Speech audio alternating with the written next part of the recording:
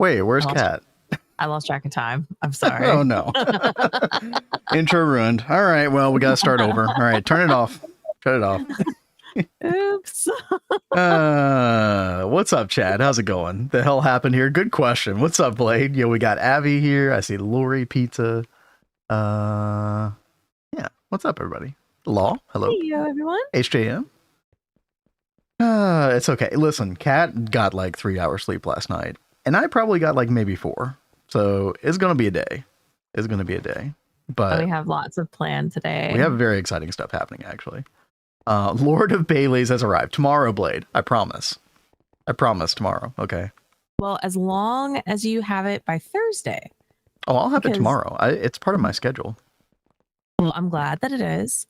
But I know he was saying that he's got a 12-hour stream on Thursday. Oh, dude, right. He wanted us to have a Bailey's drink with him. Hell yeah, man.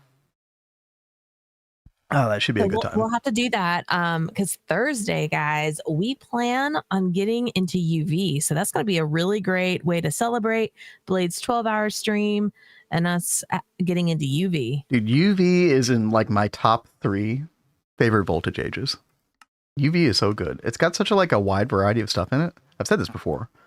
But also the dam just kind of, gets burst open with a twist base in UV. There's a lot of stuff here.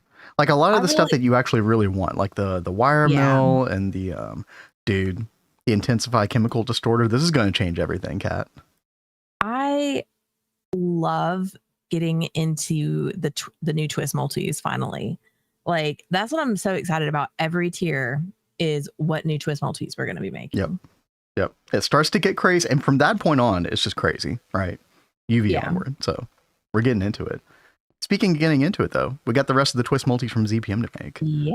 I think we are leaving out the Silk song. You didn't make the Silk song, did you? Oh gosh, I did completely overlook Silk song. No, that's okay, because you need like 16 of these UV machines.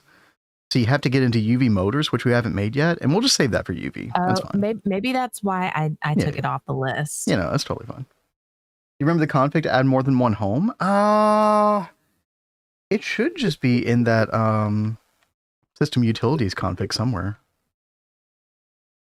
It could be in the ranks.txt if you enable ranks. Which if you're on a server, you kind of have to, I think. So I would suggest looking those 2 places. But yeah, so we got a couple different things. Large canner, which you need one for like the item canning and then the fluid canning both. And so yeah, you're already doing this. We're gonna do like both of these upside down, which is cool. We are. And I'm trying to figure out how we should do this. But you're gonna help me with this. Could you be more specific? how we want to do the hatches and things like that. I mean, I don't know. We'll figure it out. I guess we'll share them like along the side or something. I mean, we have wireless AE too, so I'm not really that worried about it. That's true. It won't like look all wiry. I mean, I guess the only bad thing is like power. We'll have to run a power cable up one side of it, but we could just do it like on the back side or something. I don't know. It'll be fine. Fine. So I've got the fluid canner set up over here. I've got our scavenger set up right over here. And we're going to hook this up to our ORPROC network. Yep.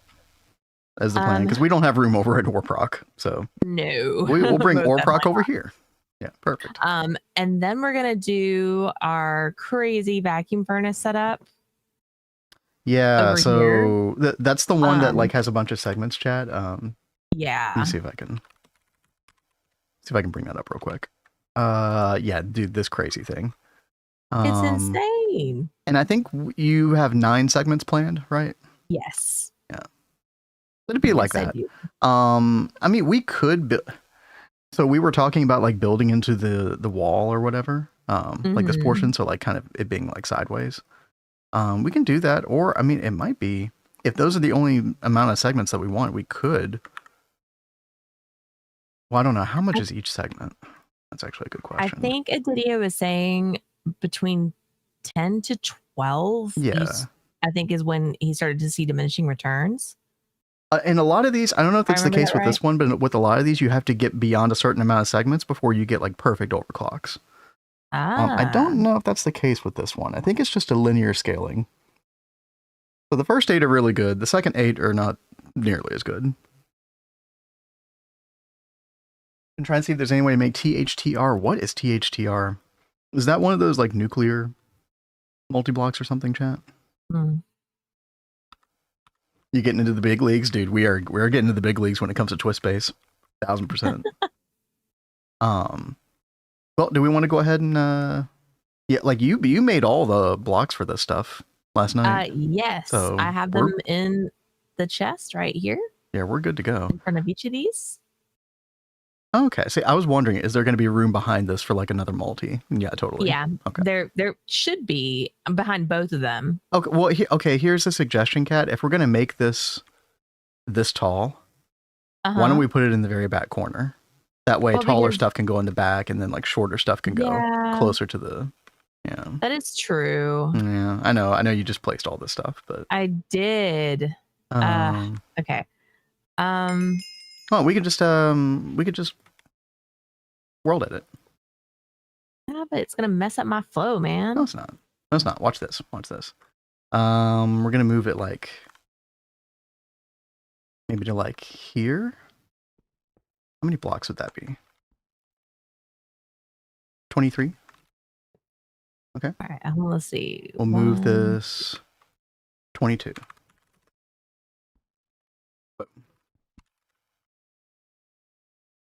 Oops. I didn't mean to do that. What did you do? I accidentally shift right clicked with the projector instead of just right clicking, and I'm in creative mode, so it just put everything there. Oh my gosh. What chat? We'll just throw away the. Oh my gosh. No. Well, if you would have waited just a second anyway, we need to shift this forward one space. Okay. How about I get rid of all of this? Okay, hold on. What's the? Oh, by the way, chat. Look at this. We got our matter manipulator Mark III. We did. We got enough gravitons. I was waiting on like 32 gravitons from our cyclotron that we built yesterday. Remove, exchange with like no. Chat, what's the best mode? Sorry, I didn't mean to red wrench. I'm sorry, chat. I didn't mean to. How about this, babe? How about we come over here, we grab this out and this out. Okay. And then you world edit set to air. Oh, true. World edit. Oh, brilliant. Cat, I could kiss you. Brilliant. Right? Let me put a like block here. Okay. And a block up here. Well, I'm about to delete that block. Actually, hold on. That's fine. Okay. Am I ready to delete? Am I good? Yeah, you are good to delete. That way we know where to place the blocks after. Actually, hold on. Okay, there we go. Oh, it didn't work. You know why? Why? We have to delete the Naquata, the frame boxes. What? Because World Edit doesn't like them because they're like a special code or whatever. Oh. You help me delete the. Yeah. And I can't see anything because of the chat. This was not supposed to go this way. This was supposed to be a smooth operation. Well, you know, I didn't even have a drink today. True. it wouldn't be a Cat and Ben stream if we weren't being goofballs at some point. So you know what I also want to get? I want to get some eggnog. I haven't had eggnog in years. Can you drink that? I don't remember. Yes, technically. Technically? Oh. That means no, but means she won't have to go to the hospital if she drinks it. Yeah. Yeah, it won't. It's just like, you know. Okay. It's one of those things that made me think about my dad. And this year in particular, right after Zoe and Pops.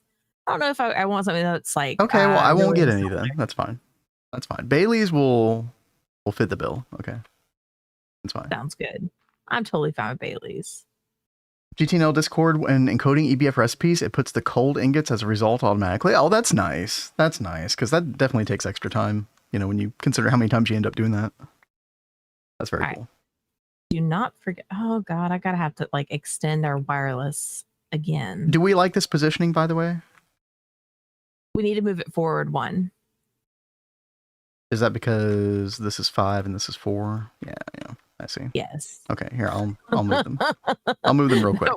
I won't screw it up this time.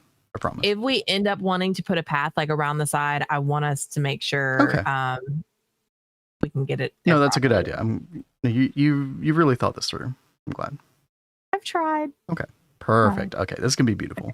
Now I actually really like the look of this one. This one was like borderline. I don't know what grade we gave it back when we judged all the multis aesthetically, but this one I think was kind of borderline. Like, should we put this above ground? You know? Yeah, but I do really like how this one looks. That's why I was like kind of okay with having it up front, but I totally get what you're talking about with the height. It's gonna look cool. It almost looks like it could be like a support pillar or something like that. Quite possibly, yeah. A really big one, but yeah. Let's see. Boop.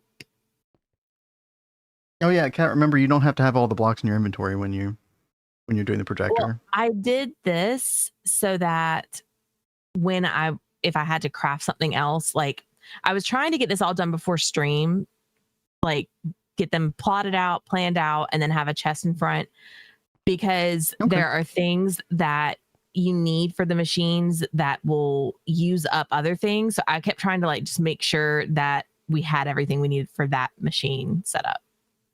But I didn't get to the vacuum furnace yet. So I've got to double check that one now. Okay. And yeah, HJM, I would agree on average. I mean, there's definitely a lot of cool stuff in vanilla, but I don't know. Twist just has a different approach, right? Like the more grander scale looking multis. Okay. And it's kind of like fitting a niche that's absent in the game. Is this working? What? Yeah, probably. It's got a red block already. What is this? Already. It is mandatory block air or chemically inert. Hold on. This one right here? Maybe it is trying to pull from the system, and because I have it all in my inventory, it's not happy. I mean, maybe, but you've got inert chemical casing or whatever, right? I should. Yeah, we've got like 600 in here. And hold on, I'm that's going the down very top of that thing, right? Yeah. Yeah, chemically inert machine casing. Yeah, that should be placing. What the heck? Oh, is the wireless out of range? I think so. So I'm going here to add some wireless cards. Okay. Yeah, just throw a bunch in there. We're not really worried about power at this point. Able to change the MEBF to rotary heart furnace though. I don't know if I know what that looks like, but I mean, yeah, obviously the mega vacuum furnace, mega EBF are, big candidates for change. Ah. I want to go back and play some more of the 2.9 daily sometime. See what's going on in it. Yeah, I think people were liking you do that little solo play. Yeah, I just need to like find the time and energy for it. That's all. There we go. Is it all built? No. It'll say multi-block completed in chat. All right, it's completed. There you go. Very cool. Yeah, dude. Very nice. cool, Kanye. Now this one. I do find it funny that like, it's been a while since we built a twist multi like this. This scale or whatever. A lot of them have been magic ones and not really like the electric ones. I feel like we're kind of just beginning to carve our way into these electric ones. And I love how like one of the first ones they give you is like fluid canner, item canner. Like, do we care about that? Not really. Not right now anyway. What's changing in 2.9? So there is a theme behind the update, which is kind of the way they want to go with updates going forward. Instead of a set every 6 months, they have a theme for each update and they just release it whenever it's ready. And the theme for 2.9 is like multi-block redesigns. And there are quite a few multis that definitely need like new structure designs, etc. Yeah. So we want to set one of these in fluid canning mode, and then one in. I've already done it. Oh, you already did it. Oh, I'm on it. cat's on top And now of I'm it. working on hollowing out the floor underneath. Nice. Let's see. I guess we're going to need an output bus. I mean, do we want to put a lot of the output buses and stuff like that in the back portion?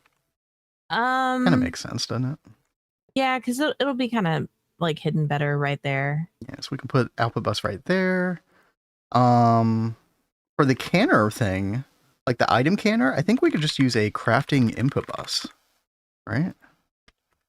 Because it's only items. Classic EBF. Oh, no. They won't touch the EBF. Although I will say, if they wanted to change the blast furnace at all, the EBF,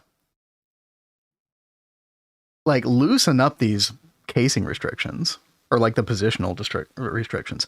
Let us put stuff on the top layer or something. Because it's brutal. And I like, obviously a lot of us in chat, like we've done enough GTN-Age or Greg Tech in general, like we know how to deal with this. But a lot of new players don't, and it's one of your first. It's like your first electric multi-block, and then it's like, no, the muffler must be in the middle. No, you can't put anything else at the top except for output hatch. Very restrictive. I kind of feel like they do that and so early. Yeah, exactly. Because they want to teach you to pay attention to that with multi-blocks. Yeah, but there are a lot of multi-blocks that are nowhere near as restrictive as that. That's the thing. Yeah. So it's a bit and you inconsistent. do need so many of those sometimes, like with different lines and things. It's just weird. Chat, let's use a super bus back here. Super bus and like a big input hatch. And we'll do a subnet. The whole point with these multis is to go big, right? So while we could do a what is it called? The dual input buffer from Twist. This just doesn't let you put a lot of items in. It's only got the 16 item slots. A bit restrictive. And you can only put like, what, the biggest one is 540,000 liters. So, yeah.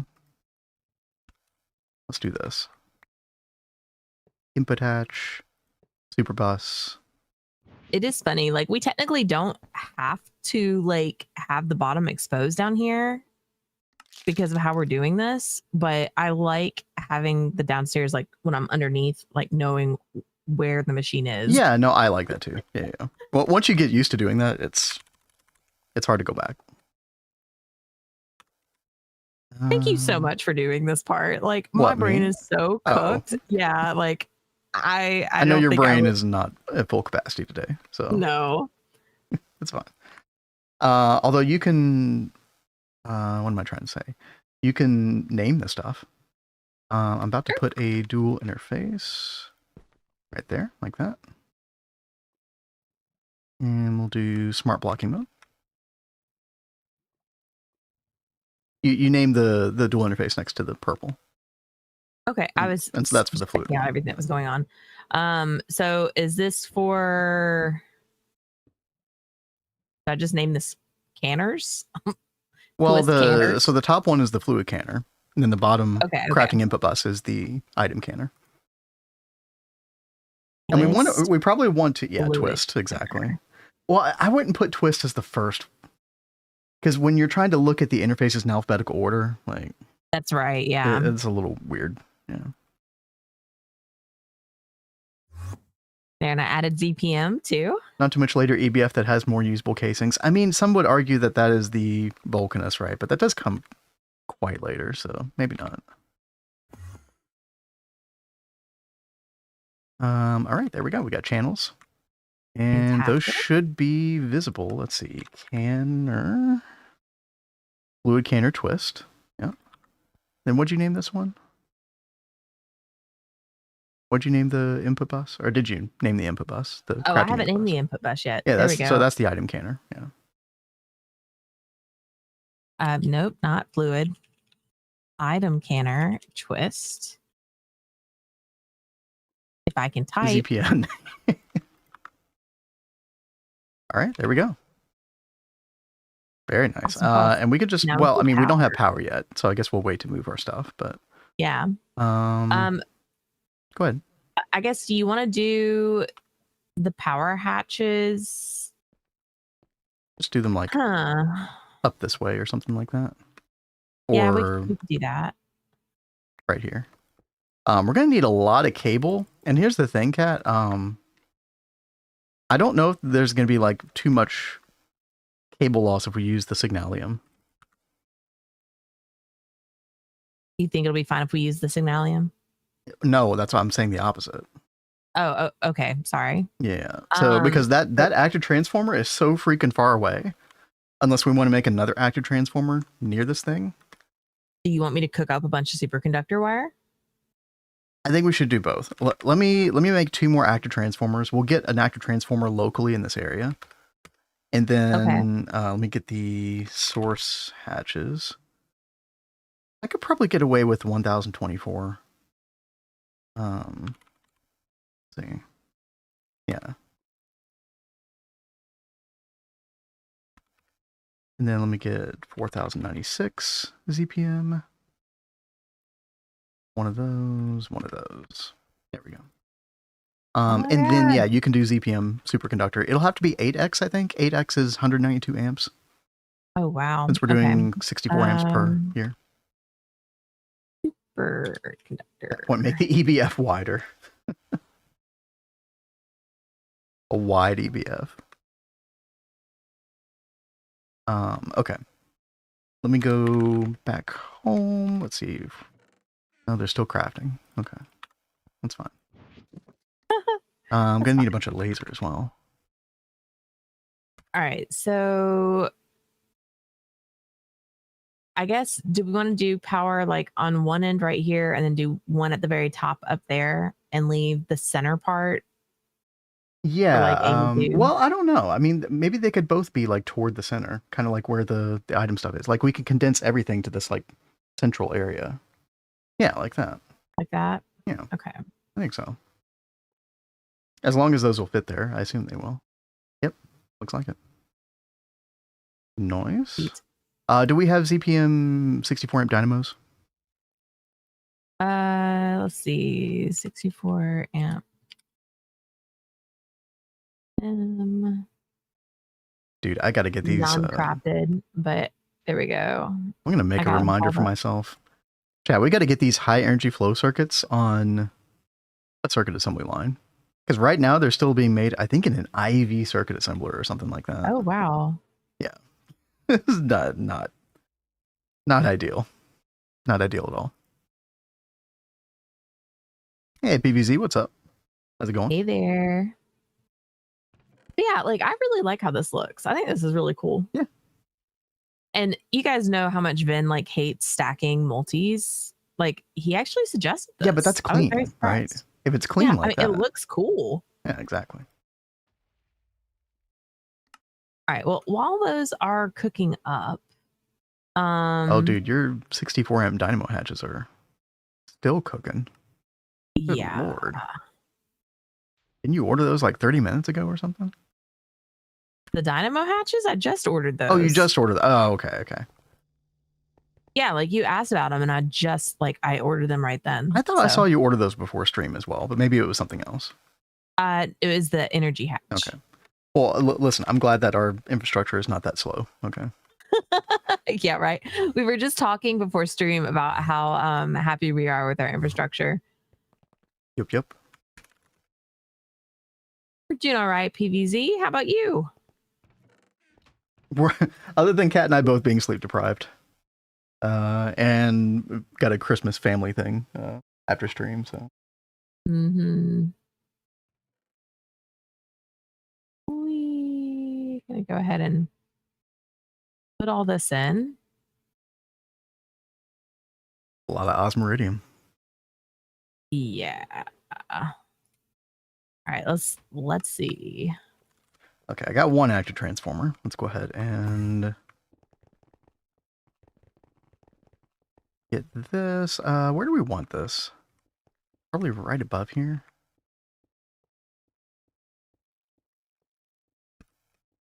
Something like this. Should be fine. Then we'll use our projector, fill it in. I cannot believe, like, somebody said that in chat the other day. They're like, why don't you use your hologram projector to make active transformers? And I thought, why have I been assembling these by hand all this time? Actually makes no sense. So to whoever said that to me at that time, thank you. Saved me a lot of time. Okay. Like you two, our strongest soldiers. Thank you. Thank you. We don't feel strong today, but we're trying. We are making it, babe. No, we are making it. No, we're fine. Oh, I need my other active transformer. That's okay. That's okay. Let me go ahead and get laser. Go ahead and go to cable mode. Go ahead and get this going.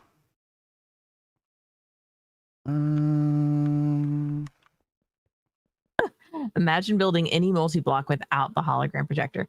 I mean, like, before they get crazy, we were like hand building all of them, but yeah, this would be so annoying to have to do, especially like, look at this one. This monstrosity would be a nightmare to build without a projector, especially because we're going to do it with this one. Don't even get me started on the Godforge. Yeah. Oh my gosh. Dude, Touge is built differently. Yes. Dude, okay. Chat, we'll talk more about this in a bit, but I was looking at Beamline for the first time, and I was like, oh, it's a video by Touge. Perfect. I opened that video. It's like 18 minutes of nothing but math equations. I'm like, dude, what are we? I think he's like a former like physics guy or something like that.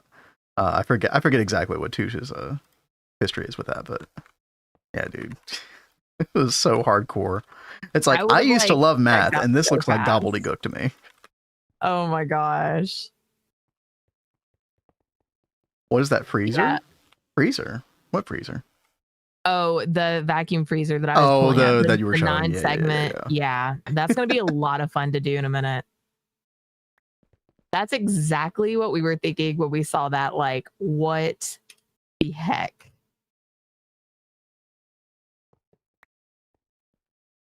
All right, chat. I think we are good on both these actor transformers. Have you been making superconductor, Cat? Okay, sweet. Yeah. Awesome. What the hell is Touge's problem? Like we said, he's built differently. He's just all built right. different, yeah. Dude, you gotta love people who have a brain like that, though, because they are the people that are going to accomplish like all kinds of crazy, amazing things. I was down a similar path, and then I don't know, got too old. Okay, Cat. Where are those dynamo hatches? Let's see. Yeah, they are. So I'm just gonna do 2 of these together. Like this. And then we'll just have 128 amps coming over the 192 amp 8x superconductor. And we can just bring that up and boop. Okay. And then we should be good to go. Good to test this out. Awesome. We got 2 more multis after this. Yeah, Cat's already working on this scavenger right now. Yep. I'm not messing around. These are the easy ones. It's the vacuum furnace that's gonna suck. Yeah. Okay, we'll be fine. So like that's the one that I really needed to plan first. And I was like, oh, I can get these done quicker. Y'all smart too. Thank you. I should have started with that one. Oh, thank you. Wait, what's the height pattern of an MV crop manager? Aren't they all just like 2 above and 2 below? Huh. Yeah. So if you look at the tooltip, they're all like, you see the radius, like halfway down, 23 by 5 by 23. They're all 5 in height. Which means that it's like 2 blocks above and 2 blocks below. And yo, Nikita, what's up? Watching your LV Envy guide recently, first time playing, you're a lifesaver. Yo, thank you. I'm so glad that's helping. I've sorry said this earlier this week, but HV guide coming soon. Hopefully this weekend. I'm gonna try. I'm gonna try real hard. You think you can get it all knocked out this weekend? Well, yeah, because I don't have work, so all right, that will be my work. So should be good. Yeah, the Christmas music gigs and weddings and all that stuff have kind of wrapped up for the year. So we're just GTH and enjoying the holidays now. Well, don't stress out too much. Like, I know you used to do like recording and planning like over a couple of days, and then you have to do the editing. And the editing is like a whole other beast in and of itself. Well, listen, it won't be as bad as the MV guide. MV guide was insane because of how much there was to cover. It was. Yeah, that is true. And that's what I'm thinking about is like what was going on with MV. What's been working on? I'm just trying to get power, and I think we've done it, to the fluid and the item canner from Twistbase. So, Kat, I think we're good to go. Would you like to sort of temporarily take a break? And yes. I've pretty much done that, but I need you to do the AE magic for ore proc. All right, that's you're too fast. I can't keep up. Okay, so fluid canner is like a really good candidate for something we should do. Let's do like these 360 NAC coolant cells. So NAC coolant. Let's just order like, I don't know, a stack of them just to start out. We need to up our liquid sodium production or whatever that stuff is, by the way. Well, do you want me to move this to the twist one before you order it? Oh God. Oh, yeah. Dang it. Okay. I forgot. I hadn't moved it yet. Yeah, go ahead and move them all. That's fine. Okay. Gosh, like all of these? Okay. Does Twitch still prevent multi-streaming? And no. They lifted that like a year and a half ago, Shiny. I want to say 2 years ago. Yeah, I think at least 2 years ago, because Kat and I have been doing that pretty much since we started in April 2024. Yeah, it's awesome. If you're looking for a add-on for OBS to do it, it is just look up multi-streaming Sorayuki. This is a very lightweight add-on to OBS that works extremely well and extremely customizable, but also very simple. Definitely recommend that one. Yeah, if you have the bandwidth, like there's no reason to not like, stream to YouTube or stream to Kick. Streaming everywhere. I stream to TikTok.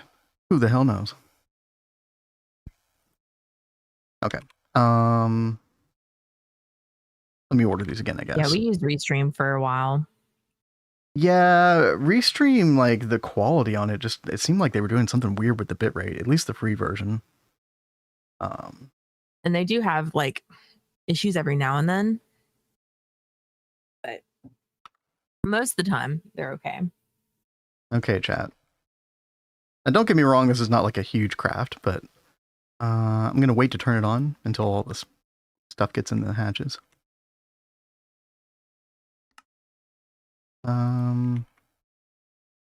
Actually, wait, what? Yeah, I see something in here.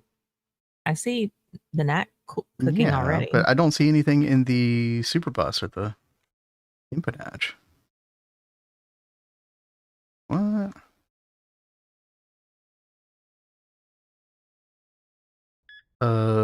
Is this from the one? Is this from when you called it up before I moved it? No, I called up a new one. That's weird. Okay, hold on. Let me cancel that one as well. Blue subnet has no power. Oh my God, you were so right. Thank you. Oh my gosh, dude. Can you tell that we're cooked today, guys? Oh man, the 3-4 hour sleep is not cutting it today, chat. My God. Yo, thank you, HJM. Okay. Yeah, so all that stuff should go in now. Yep, there we go. Although I've got smart blocking mode on. Does it not respect that?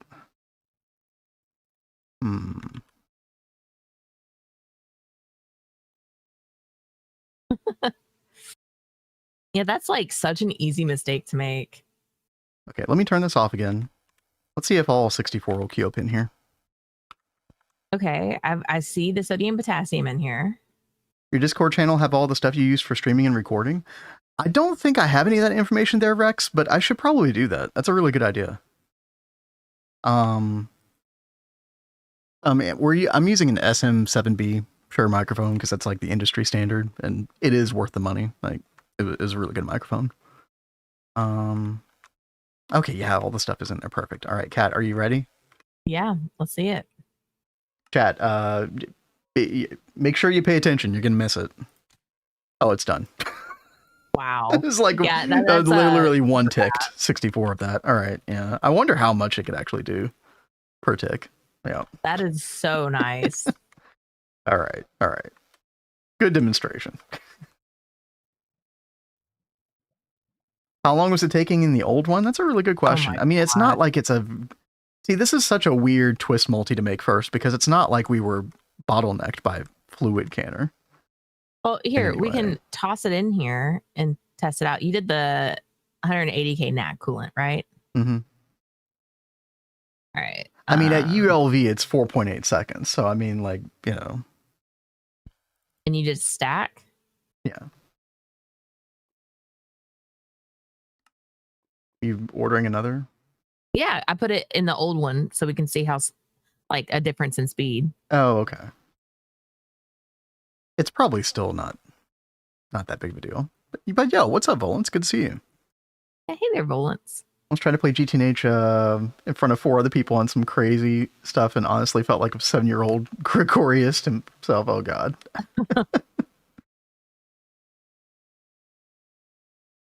Regular interface instead of dual interface. Dude, I hate when we do that because you get all the droplets in item form. It's so bad. It's so bad. So, yeah, I mean, that definitely is way slower, right? Yeah. It definitely is. Now, to be fair, I think we were... Actually, no, you made a multi, didn't you? Mm-hmm. Yeah, so it is... Oh, I think it's downstairs. It's going to be done by the time I get over here. But yeah, it was one of these... yeah, it's already done. Normal GregTech multis. Finished. But yeah. Wait, these are both in fluid canner mode. Well, I guess it doesn't matter anymore. Fine. All right, that's one down, chat. We got 2 more to go. We're working on the scavenger. So, are you basically done with the scavenger? Like building it? Yeah. Okay. It's done. So, I've got all the hatches on in the back. You know what's funny is that would have looked really good in front of the other one. Yep. But well, so I was originally thinking about putting them back here behind this, but then I was like, well, we probably want to like balance the room and not have everything like all on this side. So that's why I wanted to go ahead and have some stuff over here. No. That's totally fair. Yeah. Okay. So what we're gonna do, chat, is we're gonna bring Orproc over here. So I'm at Orproc, and let's see, Sifter. Yeah, this right here. And I think I'm gonna just put like another connector right back here, and this is orange. Okay, so we're gonna bind to that. We're gonna teleport to Cat. Hello. Hello. And then we're gonna put a wireless connector right here. I wonder how much power this is gonna take. Probably quite a bit. Oh no, it's like 900 EU per tick. That's not bad. All right, and then we're gonna put a cable right there and color that. Advanced stocking input bus. Let's take this down to like 20 ticks, and let's do stack size 64 at least. Actually, maybe even 256. I don't know. 128. That's fine. So it'll only run if there's at least 128 of a specific item in here. And then we click that.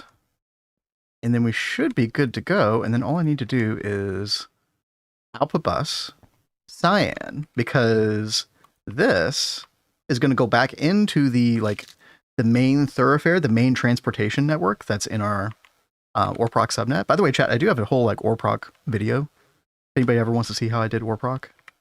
Let's see.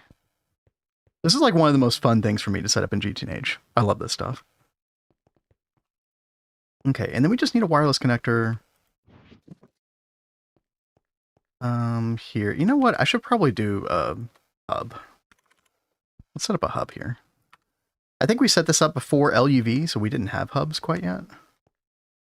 We'll just put one on the side like this.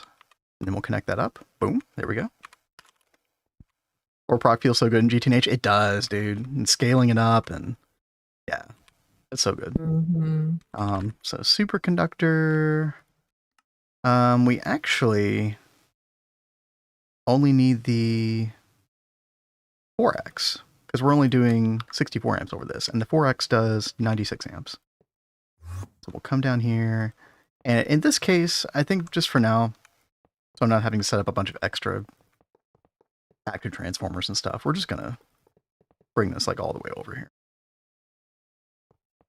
We can change up the wiring to this later, but this should work fine. Oh yeah, and then I'm going to need another dynamo hatch. ZPM 64 amp, yep. The hubs look so nice, dude. The hubs are just like so organizationally wonderful.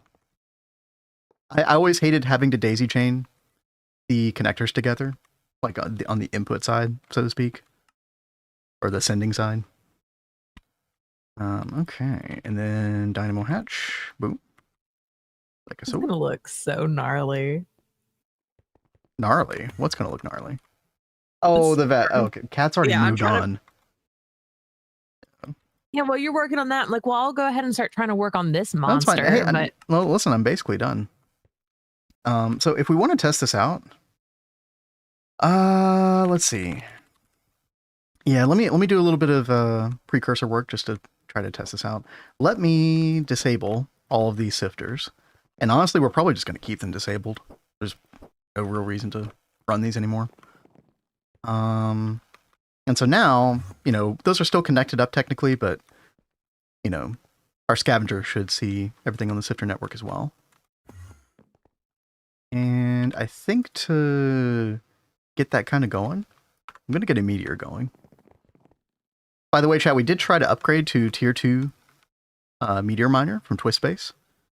But we needed, oh gosh, what did we need? I think there's something from UV that we needed. Yeah, I can't quite remember. Let me get my activation crystal and oop, there we go. Nor 82 getting good warp rock is when you feel like you're gregging like mad. Yeah, dude, it feels so good to watch warp rock fully in action. But yeah, chat, even the tier 1, like, I'm so happy with this thing. This thing kind of exceeded my expectations. Quite good. All right, so we get that rolling, and then if we go back home to the Magenta Cavern. I don't know what to call this place, Cat. I just called it Magenta Cavern. I've called it the Twist Cave. The Twist Cave. Okay. I like it. Okay. And then we'll come down here. And yeah, it looks like we're getting some stuff here. Let's see if it runs, chat.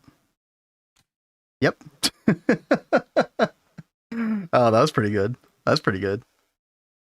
I like the look of that. Did you all miss it? That was easy to miss. I totally missed it. Let me turn it off for a second, and then I'll turn it back on in a little bit. Yo, Shiny, thanks for hanging out. It's good to see you. Thank you. Are you streaming today, by the way? If you are, hope you have a good one. It didn't even want to. Yeah. Dude, everything was like literally. All those recipes were just like literally one ticking. About to start up? Hell yeah. Yeah, enjoy yourself. Got a few hours here. All right, Kat. That's cool. Do you want to come down to the terminal? Yeah, I'm right here. I'll let you turn the power button on. Okay. Whoa. Yeah, no, that's really nice. Super fast. So once we get the rest of, I mean, are we going to get other ore proc machines in UV? I think some, right? I mean, we can take a look at the quest page real quick. The shoulder pads are back. I That's remember amazing. that in the Hive, they did use the Mega Array to do some ore proc stuff. I don't remember what it was though. Maybe like the Macerator or something. We get the Coking Factory Mini Mixer. Cool. Gigawood. Oh god, the Ecosphere growth simulators, dude. I don't know where we're gonna put these. I was hearing that we're gonna need like 8 of these from Neb and Blazing. Really? Yeah. So we had plans to put them above ground. Well, I don't know. I think we could still put them above ground. I don't think 8 of these are gonna fit over there. Yeah, chat real quick. I'll show you Really? where we were thinking about putting these. Over here, because it's kind of like our gardening area, so to speak. So we were thinking about putting one right here, but not 8. I mean, okay. Well, this is 33 by 33, right? And then if we measure, here we can settle this right now. All right, let me go like right here, for example, and then come all the way over here. 107. So you would only be able to fit like 3 of them. Only 3? Yeah, along this width, and then maybe like another 3 behind that. So we could do. I mean, yeah, we could do 6 over here. Well, so we could do that, and then we could flatten this side out, and we could do some more. Oh, you want to do like 4 over here, 4 over there, or something like that? Yeah, that actually could look kind of cool. Actually, dude, Chad, what do y'all think of that? Kind of mirror them, like have 4 of these guys over here. Let me show it again. I wonder if we could do like something interesting around them to help celebrate the factions as well. Maybe. So you've got like the blood faction and the magic faction. The only thing that bothers me about this is it's so orange. It's such a stark color. Yeah. You could put infinity plates on all the blocks. Yo, Jax, what's up? And Wolfpack, hello. Hey there, Jax. And Blazing, speaking of whom. Hello. Blazing says, look at the tier 2. Oh, I forgot, dude. I forgot. Oh, that looks better. That looks much better. Will look much better, yeah. Okay. I think that's a good plan. That'll give us our 8. Again, I don't really know what we're going to put in these, but you know, I'm sure that will become apparent over time. I think that color scheme with the blue is going to look really good with this with the city color palette and everything too. All right, we got the noggin jogging, chat. Hell yeah. And this is going to be nice. Ton of good seeds you can put in there. Yeah, I have no doubt. We'll figure that out as we go. But yeah, Blazing, we just started doing the ZPM multi. So we got the canners, we got the scavenger, we got this hooked up to Orproc. This thing is amazing. Yeah. So, and then we got the one other, which is the vacuum drying furnace, which is the fun one. Yeah. How many segments did you all do on some of these, Blazing? Like the Silk Song and the drying furnace. Did you all do like 16 segments or 8? I know you get diminishing returns as you go up in segments. I think we were going to start with, I think you had 9, right? For the drying furnace. You did 16. Yeah, 16 like sounds about right. But we'll be able to add, like, even if we only do 9 now, we can add more to this a little bit later. All right, let's see. Yeah, we're actually kind of flying through these, Kat. Well, I think flying through is done at this point. Because we're about to work on the true monstrosity, which is the vacuum furnace. Okay, well, before you use the projector on this, like once you get that ready, let's make sure that the projector has just the right settings. Because it's going to be difficult to reverse it once we... Yeah, I've already checked the projector. I just set that up. Oh, can I see? I've got the coils for trinium, and we've got the glass set for Alf glass. Oh, Alf glass? Interesting. Yep. Well, because it had here infinity reinforced borosilicate glass, but I thought we could use Alf glass. No, we probably just want like osmium glass or something like that. So okay. Because the glass tier probably does dictate the energy on this, if I had to guess. Osmium glass. All right. We need 190. Let me pull it up. I mean, it doesn't say on the tooltip, but if I had to guess, the glass tier dictates the energy hatch. So, which is the case in many multis. Yeah, I'm trying to see. I don't think I see anything about it on here. No. Yeah, but you know how the twist-based tooltips are. Yeah. So, yeah, I Yes, think I we do. want. Yeah, I think we want osmium glass.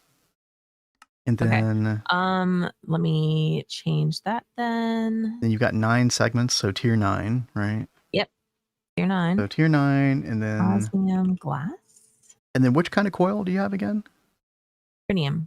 Trinium, right? So the coil tier 9. Yeah, okay. Wow, it put glass 1. No, glass 6. Okay, good. Yep, glass 6. Yep. Do we have? Let me check on the osmium. I need to make some more. That's fine. Oh, you already got it going. Okay. Yeah, I've already got it cooking. That stuff is very slow to craft. I'm dude, on it, babe. Dude, when do we get a better like fluid shaper or whatever from Twist Base? What is it called? So we need 2 of these. Physical form switcher. Oh, dude, we get this next tier. Yes, dude. Oh, that's going to be so nice. Fluid shaper is one of the slowest things in our base right now. Oh, that's going to be glorious. Making the eco growth sphere, kind of a reminder, you can world accelerate carpenters. Oh, yeah. Well, hold on. How do you make this again?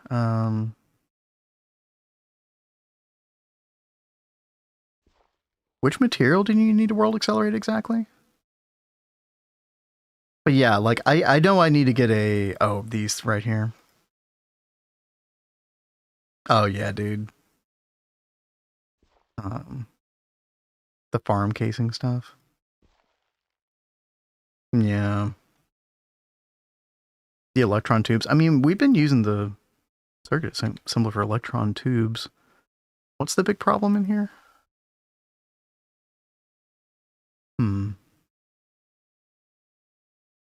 We'll get there. I need to world accelerate, because I was thinking about the space apiary. Somebody was mentioning it in Discord last night. And I think it's making these that's like a big pain. There's like something I should probably world accelerate with this. I don't remember. Can you use assembler for everything? I guess you can. There was something annoying about this. You need all 4 forestry blocks for the composite block. Yeah, it looks different. Because I swear, there was a previous version where I was looking at this before, Blazing, yeah. Did they change it? Because it doesn't look like you need to use a carpenter at all now. That's awesome. Hell yeah.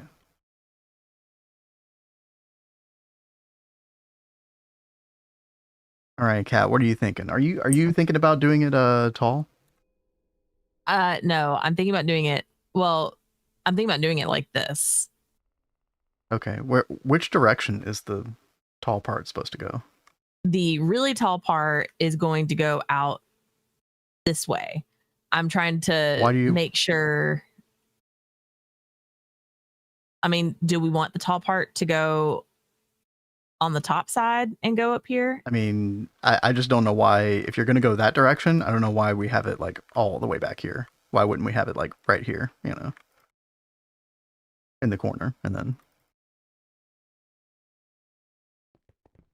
I mean, sure, why not? We're going to want plenty of space in here. Trust me. There's so much stuff from Twist that we're going to want to stick in here. And I mean, we do have a direction that we can expand, by the way, chat, up north this way. Let me get this way, underground. We can't go this way because of the compact fusion rings, but we can go north if we have to. And again, we're not going to put everything underground, but we are being selective, like we've talked about before, about what we put above ground. We want it to look nice. Does vacuum furnace even have auto crafting recipes? There probably is stuff you could auto craft with it, but generally speaking, it's probably just going to be like passive stuff. I mean, I think at the moment we have like a quad vacuum furnace, or oh no, this is in dehydrator mode. Yeah. So, and like this will also be a dehydrator. Yeah. So We just like passively do stuff over here. mm-hmm. I think this is like, yeah, rare earth stuff like that. Don't we have one of these set up in Orproc? As well? We do not. Wait. Are we sure? Or do we? We do not. I'm pretty sure. Huh. Nope. Yo, the big cheese. What's up? Ew. But yeah, no, I think we actually do have, is it up here? Yeah. We have a dehydrator, for autocraft. And the reason for that is oh yeah, dude, the new foil that you need for later coils. So yeah, we might actually set this up for like both passive and autocrafting. What Cat's building right now. Actually makes a lot of sense. Yeah, it's that foil, that weird foil, dude. This stuff. Tungsten carbide foil, lead foil, and then the prismatic slurry in a dehydrator. And that foil, Chad, if you don't know, this is the stuff that you start to need for... This used to not be the case until Prismarine line and 2.8. But you need this starting with the trinium coils. The trinium, electrum, awakened, and you take it all the way to eternal coils. So, yeah. Kat, do you need help? I'm just trying to wrap my brain around this. I think I want, so I'll talk this out with you. Okay.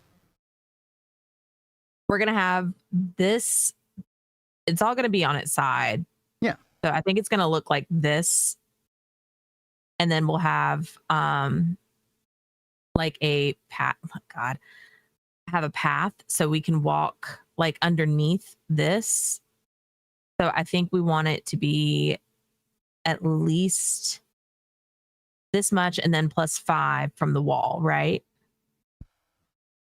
Sure. I mean, here's what I was thinking. Let's just build the whole thing into the wall. Was for it to be like this. Where, I mean, this part up here can hang out on the outside. But then we start to make a tunnel for this part. And it just sits like sideways like this. And we could build like little supports so this makes sense. Well, see, I don't want to set it on its side like this, like long ways like this, because it's really long. So we won't be able to fit a second one of these on this side. But if we turn it like this, then we can fit both of them over here. Okay, well, and be fine. How high is that going to be? Because remember, we were determining this based on the Y level of the compact fusions.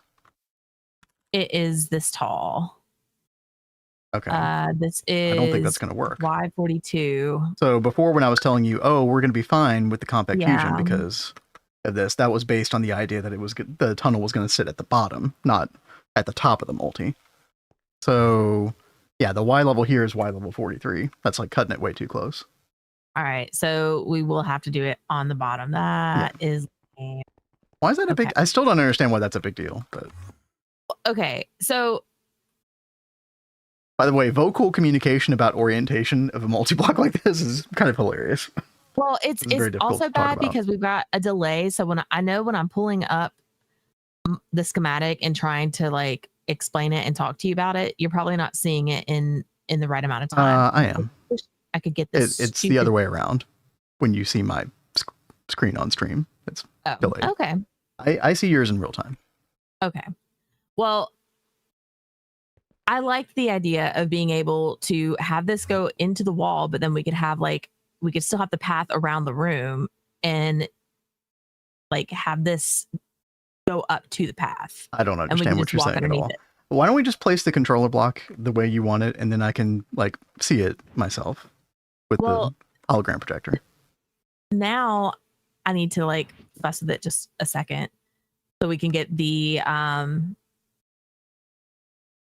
Yeah, what's up, Orange? AO, get the long boy part on the bottom half. Okay. That sounds really awkward. Okay. Yeah, just a little bit. Wording. Okay. Moving on. I'm just gonna have to wait till you place this controller before I understand what you're talking. Like you're talking about padding, and I'm like, then I'm lost. I don't. Are you worried about because it's going to go through the wall that we can't wrap padding around the very like exterior of the like? Yeah, I was trying to plan it so we could. Oh still do God, that. who cares about that path? Nah. That's hilarious coming from you. Who cares about don't padding? We don't need padding like on the very like. It doesn't have to be on the very perimeter of the room necessarily. There. How about we just do that? Okay, hold on. That isn't what I wanted, but it'll make the part that really extends out go under what we need it to. Yeah. That's going to be just fine. Okay. You're so unhappy. Well, I'm like, if we're already like doing this here, why don't we just put the whole thing in the wall? I don't know. No, because you'll be able to see like part of it like over here, and you'll see it extending out, and you'll be like, oh yeah, that thing, you know. That thing, that ugly monster. That's what this cavern's for. The ugly monsters. Yeah, that is very true. So that is very true. It's gonna be fine. Do coils matter here? They do, yeah. So they affect speed, I think. Let's check. Oh, they affect parallels actually. Yeah, so the coil tier gets multiplied times the segments times 32. Pretty important. You know, again, they're going to have a diminishing effect as you go up, but you know, you wouldn't want to put a Cooper nickel on here for sure.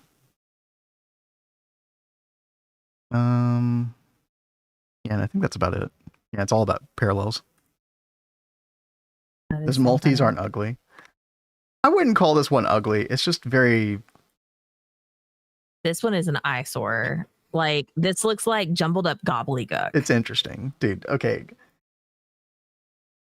I think this looks interesting and cool compared to some of the GTNL ones. Like the GTNL Flatline one. Do you know what I'm talking about, Kat? No, I don't. But I am thinking about, do you remember the multi-block challenge that we did? There was one that we put together. One of the challenges was a totally hideous monstrosity that I hope to God gets reworked. Was it the PCB factory or something? Oh, yeah. Well, some of those tiers are a little weird until you get to the final tier, which is a bit cleaner. Oh, yeah. And don't worry, Orange. Yeah, we're making 9 segments, I think, for the time being. Yeah. You should look at the flatline block. Oh, the GT, dude, Abby. Yeah, it's like literally every single like normal GTNH multi that you would find in Flatline, like jumbled up into one. One thing, dude. It's hilarious. I have harmony. Yeah. This multi wants to pierce the heavens, reach out for, still ends up far out of reach. True. Well, it's not piercing the heavens. It's piercing piercing the wall. The wall. Yeah. It's hiding in oblivion forever. All right. So I guess let's see. I need to go here. How long is each segment? Did we? I could not figure that out in a good way. Let me see if I can.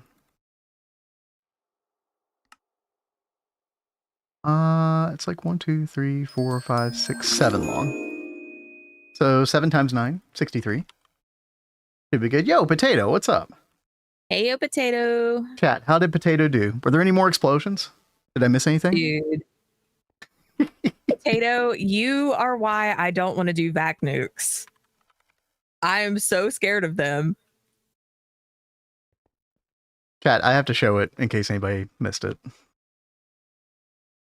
It was not vac nukes. It was a breeder reactor. Well, after seeing that today, I thought of a new emote for you. What if we have a like crispy potato with little like Yeah. you look overcooked and like little smoke coming off of you? Yeah, it was a breeder reactor. Dude, I love that idea, by the way, Kat. Do the yippee S-do. Good job. Oh my god, Good that job, was so bad. S-do. Well, the lizard just before, and then the yippee. It was like, oh my god. That was fun. Potato. Content master. He really is. He totally did it on purpose, chat, obviously. It was so relatable. Like the whole like your brain shutting down for a second and then trying to reload. I totally felt that. I'm so sorry.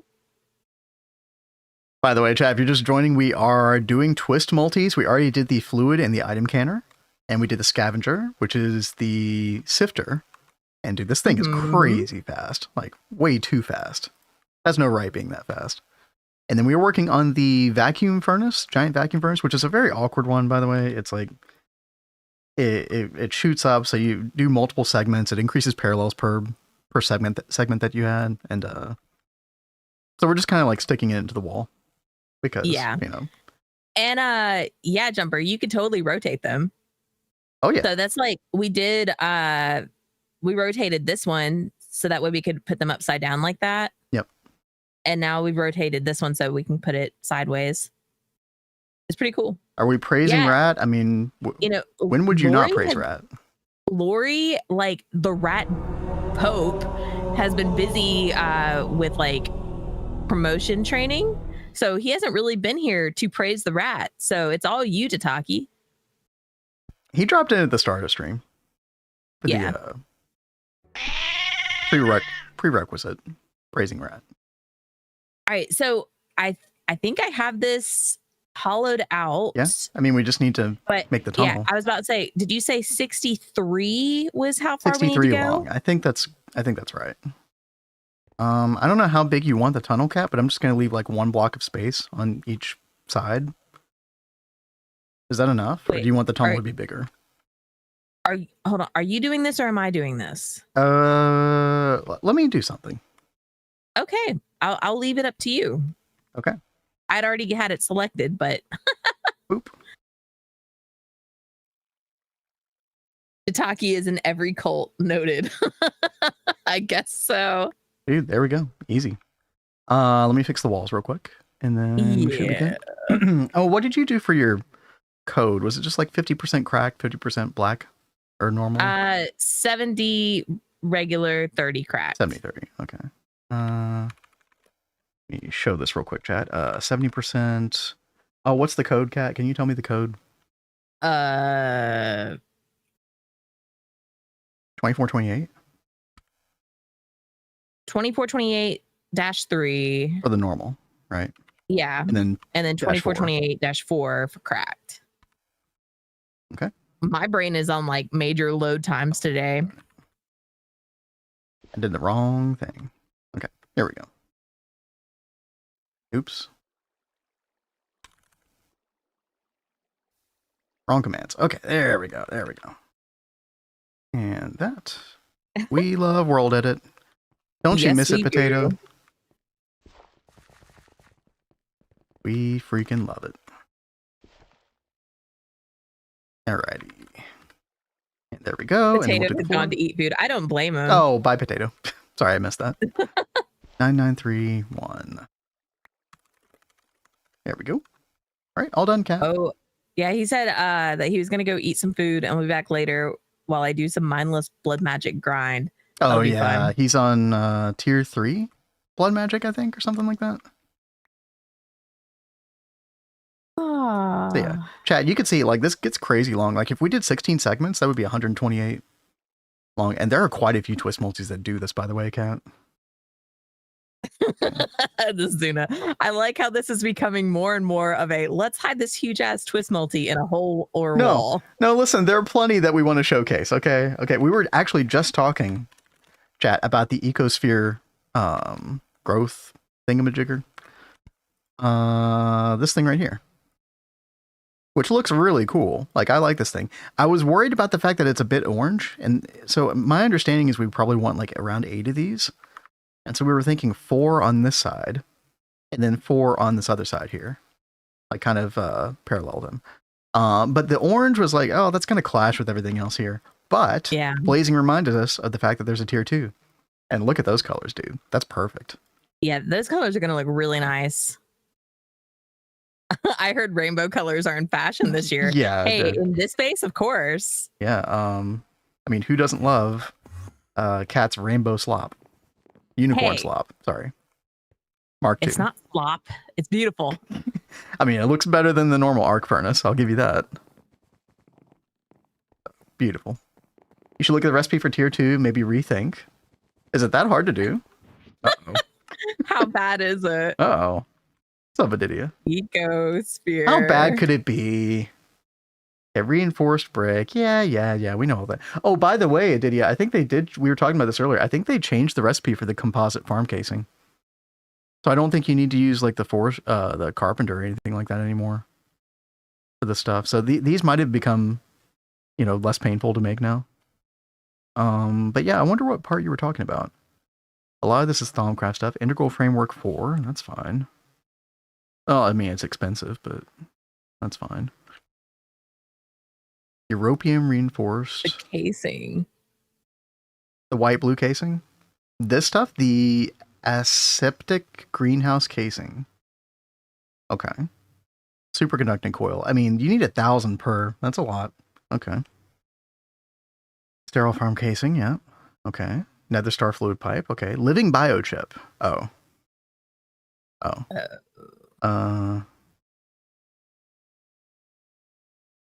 That's a lot of UU matter, by the way. What about this thing? Is this the hard part? Is this the living biochip? Crap. Yeah. Yeah, we need 1,005 greenhouse casings. Hypogen. Each one needs 8 living biochips. Yeah. Because you need the hypogen. Yeah, hypogen's, very difficult for a long time. Yeah. All right. Hey, listen. Not a problem. Cat and I got time. We got nothing but time. All right. Well, that's not true, but Cascade. Time to find some light blue covers and pretend you have tier 2. Dude, exactly. Exactly. Or maybe we'll use a texture pack, chat. Yeah. We'll make a custom texture pack for it. Dude, I keep saying we need to do that. We'll figure it out. Don't worry. Thank you for the warning, though, Adidia. Yeah, for reals. Let's go back to our vacuum drying furnace that we'll never use. Actually, that's not true. I hope it's not true. No, it's actually going to be great for the prismarine foil. Because this stuff is, it doesn't take too long, but yeah, this definitely will ease the making of those foils for coils. Avi, I kind of like that. Cat's crazy textures. Ooh. Sterile farm casing looks good. Jägermeister is Bailey's. Dude, true. We do need to do that. Replace the Jaeger. We should totally look into that. We should try and find a way to like add rainbow options for like everything. Okay. What? Okay. Abort. Terrible idea. Chat, if anybody hasn't seen Cat's special passive room over here, this is what happens when we let Cat go crazy. Hey, but I also did this twist cave. No, I like that. Yeah, I like the twist cave a lot. But all kinds of different building styles, right? And actually, you also did this room for the knack line. I like this. I like these blocks. Yeah, like this run is supposed to be about, experimenting and trying different styles and things. So it looks like a Twitch sponsored room. I don't know what that means exactly. I can see that now that you said that. We let chat decide what colors to do. So this is a chat's baby, I guess. Flaming chat sounds good. Yeah, totally. Oh, by the way, chat. So last time, while Cat's working on the vacuum furnace, I got the advanced mutatron at the very end of stream. We've been building up mutagen for it. It's slow, but it's passive. It's fine. And I did a bunch of bee breeding off stream. So I did all the way to, let's see. We look at, I think I got, yeah, the Uranus, Trone, Oberon, Oriharakan, Neptune, Pluto, Maki Maki. It's so nice to not have to go to these planets, and especially like we can't even get to Vega. That's a tier 8 planet, Vega B. So I got the Vega BB, which gives you the Vega Comb and the Vega B stone dust. And the Vega Comb just gives you more of the stone dust. And we want this stone dust because when you centrifuge it, it takes a long time, but if you set this up passive, just have it always going, you have a 1 in 200 chance of getting 4 awakened draconium dust. This is like way before you can normally get it in the game. And I think, okay, this is what I wanted to check. Awakened draconium B, right? The Drake B. So you can only use this in a Mega Apiary, first of all, which we will have in UV. You can use the Mutatron to make this, which is nice. And if we look at the Awakened Draconium, ZPM, Phthalic Acid, boom. We got Awakened Draconium, which is amazing. This bee did not age well? Wait, which bee? What's so bad about it? Dude, if we can get the Drake bee, so in order to breed it, okay, that is the one thing. Requires the Awakened Draconium coil block as foundation, right? So we need to make one. That's why we need the dust initially. And to make one Awakened Draconium coil block, so we'll have to have 2 UV energy hatches on the large scale auto assembler, the LSAA. And we'll need 8 ingots. So we just need to hit the jackpot on that twice. And I actually had not even checked, but Awakened, dude, 16. We're good. We got this. We're going to get the Drake bee next year. It's going to be amazing. If you don't do that, I actually don't know of another way for you to get a large amount of Awakened Draconium easily. I think you pretty much have to wait until, gosh, I don't know. Yeah, tier 9. You get the mothership or whatever, maybe? Oh yeah, you do get the small ores on tier 8 planets. That's true. That would still take a long time though. Drake bee's awesome. Mr. Nibbles is also awesome. Hello. Hey there, Mr. Nibbles. Good to see you. TNT said Astolfo colored room. I don't know what that means, but I assume you were talking about the cake room earlier. It's nice. It's giving our base a lot of personality. I like it. It is a very different style from what we're used to doing. Yeah. Oh, Cat is building.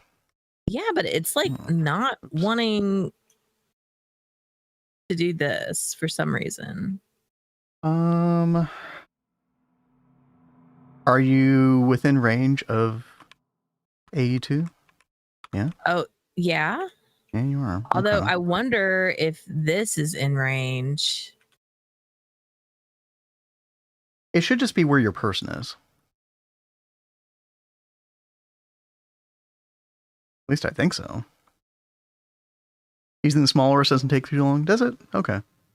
I mean, you could get like a bunch of void miners. Scale them up, I guess. When you get to tier 8 planets. Okay, so where's the red? Okay, yeah, it's right there. Several red. What's that one right there? Well, there's several of them.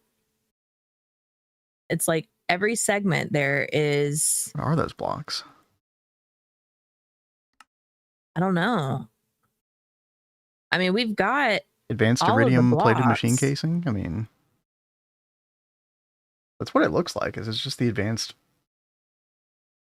iridium machine casing, which we should have plenty of, right? Yeah, we do. Advanced iridium. Are you sure about that? Let me double check. Advanced iridium. I don't think we do. Please. That would be why. I think we're gonna need way more than 64, Cat. In fact, we're gonna need 550. Yeah. 550. Okay. Okay. All right. Almost prepared. Almost. Yeah. That one got deleted off of my list. So oops. No, it's okay. I've done the same thing before. The multi knows its fate is trying to deny it. Multi's unhappy about being sideways. I mean, don't blame it. True. I mean, normally I don't like doing stuff like this, chat, but like our room is not 63 tall. There was no way we were doing it right side up. Yeah. We could have done it outside, but I don't know. I think this would have just been a huge eyesore sticking up in the sky. I think so too. What's your favorite energy tier for GTH? That's a really good question. What's up, Smalls? Kat, do you have a favorite tier? I mean, you've only experienced Greg Tech stuff up to this tier, ZPM, because you didn't really do Greg Tech stuff previously. Yeah. I mean, I kind of like the EV/IV infrastructure age. Because that's kind of what I was leaning towards as well, because it's just there's so much to do, and you're starting to get away from single blocks, and you really have to like set things up. It's a big puzzle at that point. Plus applied energistics on everything. Yeah, like it takes a long time, but dude, it's so fun to get all that going. Oh, there we go. It's done, chat. Look at that. At least I think it's done. How lovely. Yeah, it's completed. Hell yeah. Okay. Dude, I totally should have been like taking the time to bring some cabling over here. Oops. Let me do that right now. I'll let you put all the hatches and stuff, Kat. Can we put them all on the bottom, by the way? I don't know. I'll have to check that. Hatches. Let's take this back down to 1 so I can like see things. All right, they can only go on this center lighter silver area. So the cable will have to come up a little bit, but that's fine. That's fine. Yeah.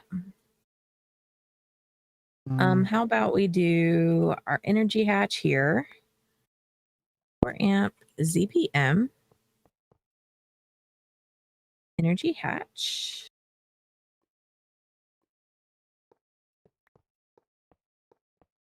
EV to UEV is pretty good.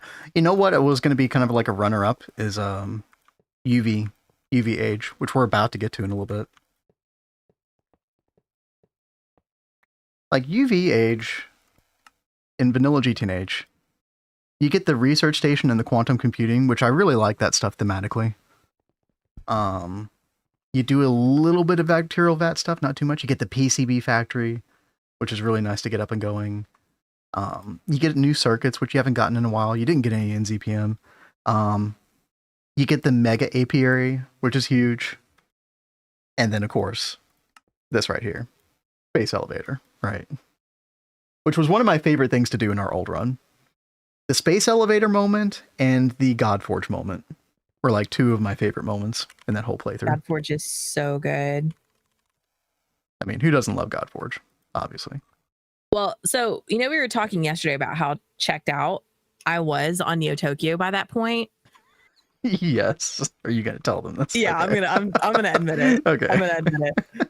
So we're talking yesterday after stream, and he's talking about how it's so good as a blast furnace and stuff. And I was like, wait, the Godforge is a blast furnace?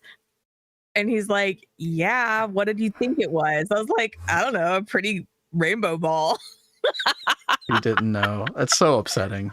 I had no idea what it did. I mean, I thought that you were like doing something with like plasmas in it or something. I mean, yeah, that it does multiple different things. So it can make plasma as well. Yeah. I mean, it's really cool looking. And I was just like, wow, this is really awesome. But I had no idea it was a blast furnace. Chat, things are so different on this run, right? Kat, I don't think there's a thing in this base that Kat doesn't know like how it works in one way or another. Yeah, I guess so. There might be like 1 or 2 exceptions, but basically everything, which is great. All right, Kat, we got energy. I'm so shocked. We want to get passive and auto crafting stuff over here. I can bring applied energistics over here if you want to put the hatches down.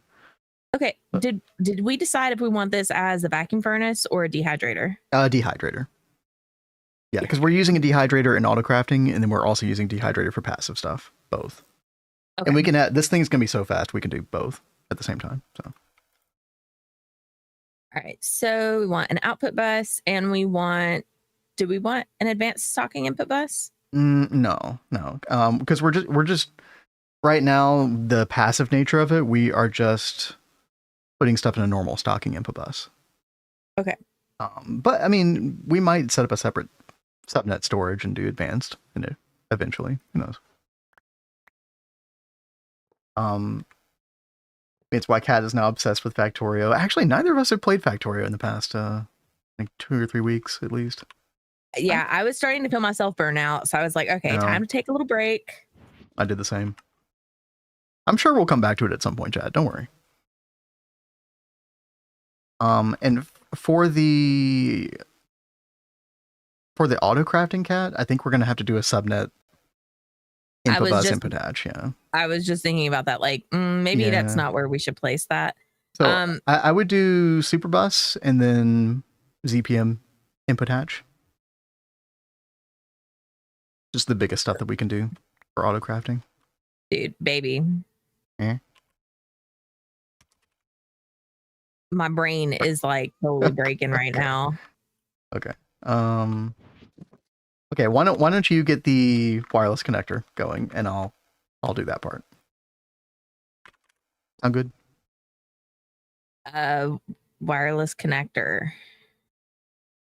Yeah, just get applied logistics up here. And I'll take care of the other part. That's fine. Kat got she was feeling really sick last night, and so she got 3 hours sleep, chat. So she is a trooper for even being here right now doing this stuff. It was so weird. We finished up stream yesterday, and right after stream, I got this horrible migraine. I swear it's the worst headache I've ever had. You said it was an ice pick headache or something like that. Yeah, it felt like I got stabbed by something really cold in my left temple, and I've never had that before. It was so weird and so freaking painful. And I've been really sick since last night, so I still have a small headache, but it's not as bad as it was yesterday. Yeah, I mean, you sound way better. Lobotomy through the eye into the skull? No, thankfully not. Geez. Thankfully not. Oh, Cascade's finishing up my Factorio Space Age run. Ooh, very nice. Kilo bases are pretty. A lot of people when we were playing were asking if we were doing Space Age or not. Apparently, it really improves the flow of the game a lot. It's my understanding. Yeah, I know Uwe was really excited for us to play Space Age. Yeah.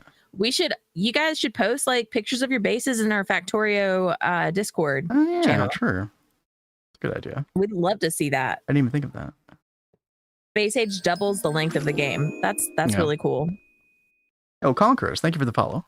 Yeah, thank you very much. Appreciate that. Mine is in SpaceAge. Yeah, I'm so surprised you haven't shared a picture of your base yet, Uwe. Me? Oh, I think I did. I was talking about Uwe. Oh, sorry. I'm surprised Uwe hasn't shared a picture of his. Cat doesn't care about my base. That's fine. What do we call this thing? Dehydrator PVZ. Twist. PVZ. I'm the worst girl possible. I don't even know what this crab thing is. I don't keep up with all the girly trends. Crab something, yeah, dude. I have no idea. Okay, Kat, I'll go ahead and hook this up to the hub. Nonsense. There are no worse girls. I just don't pay attention to that stuff. Where's the controller block again? Conquer said came in while lurking. It's over here, baby.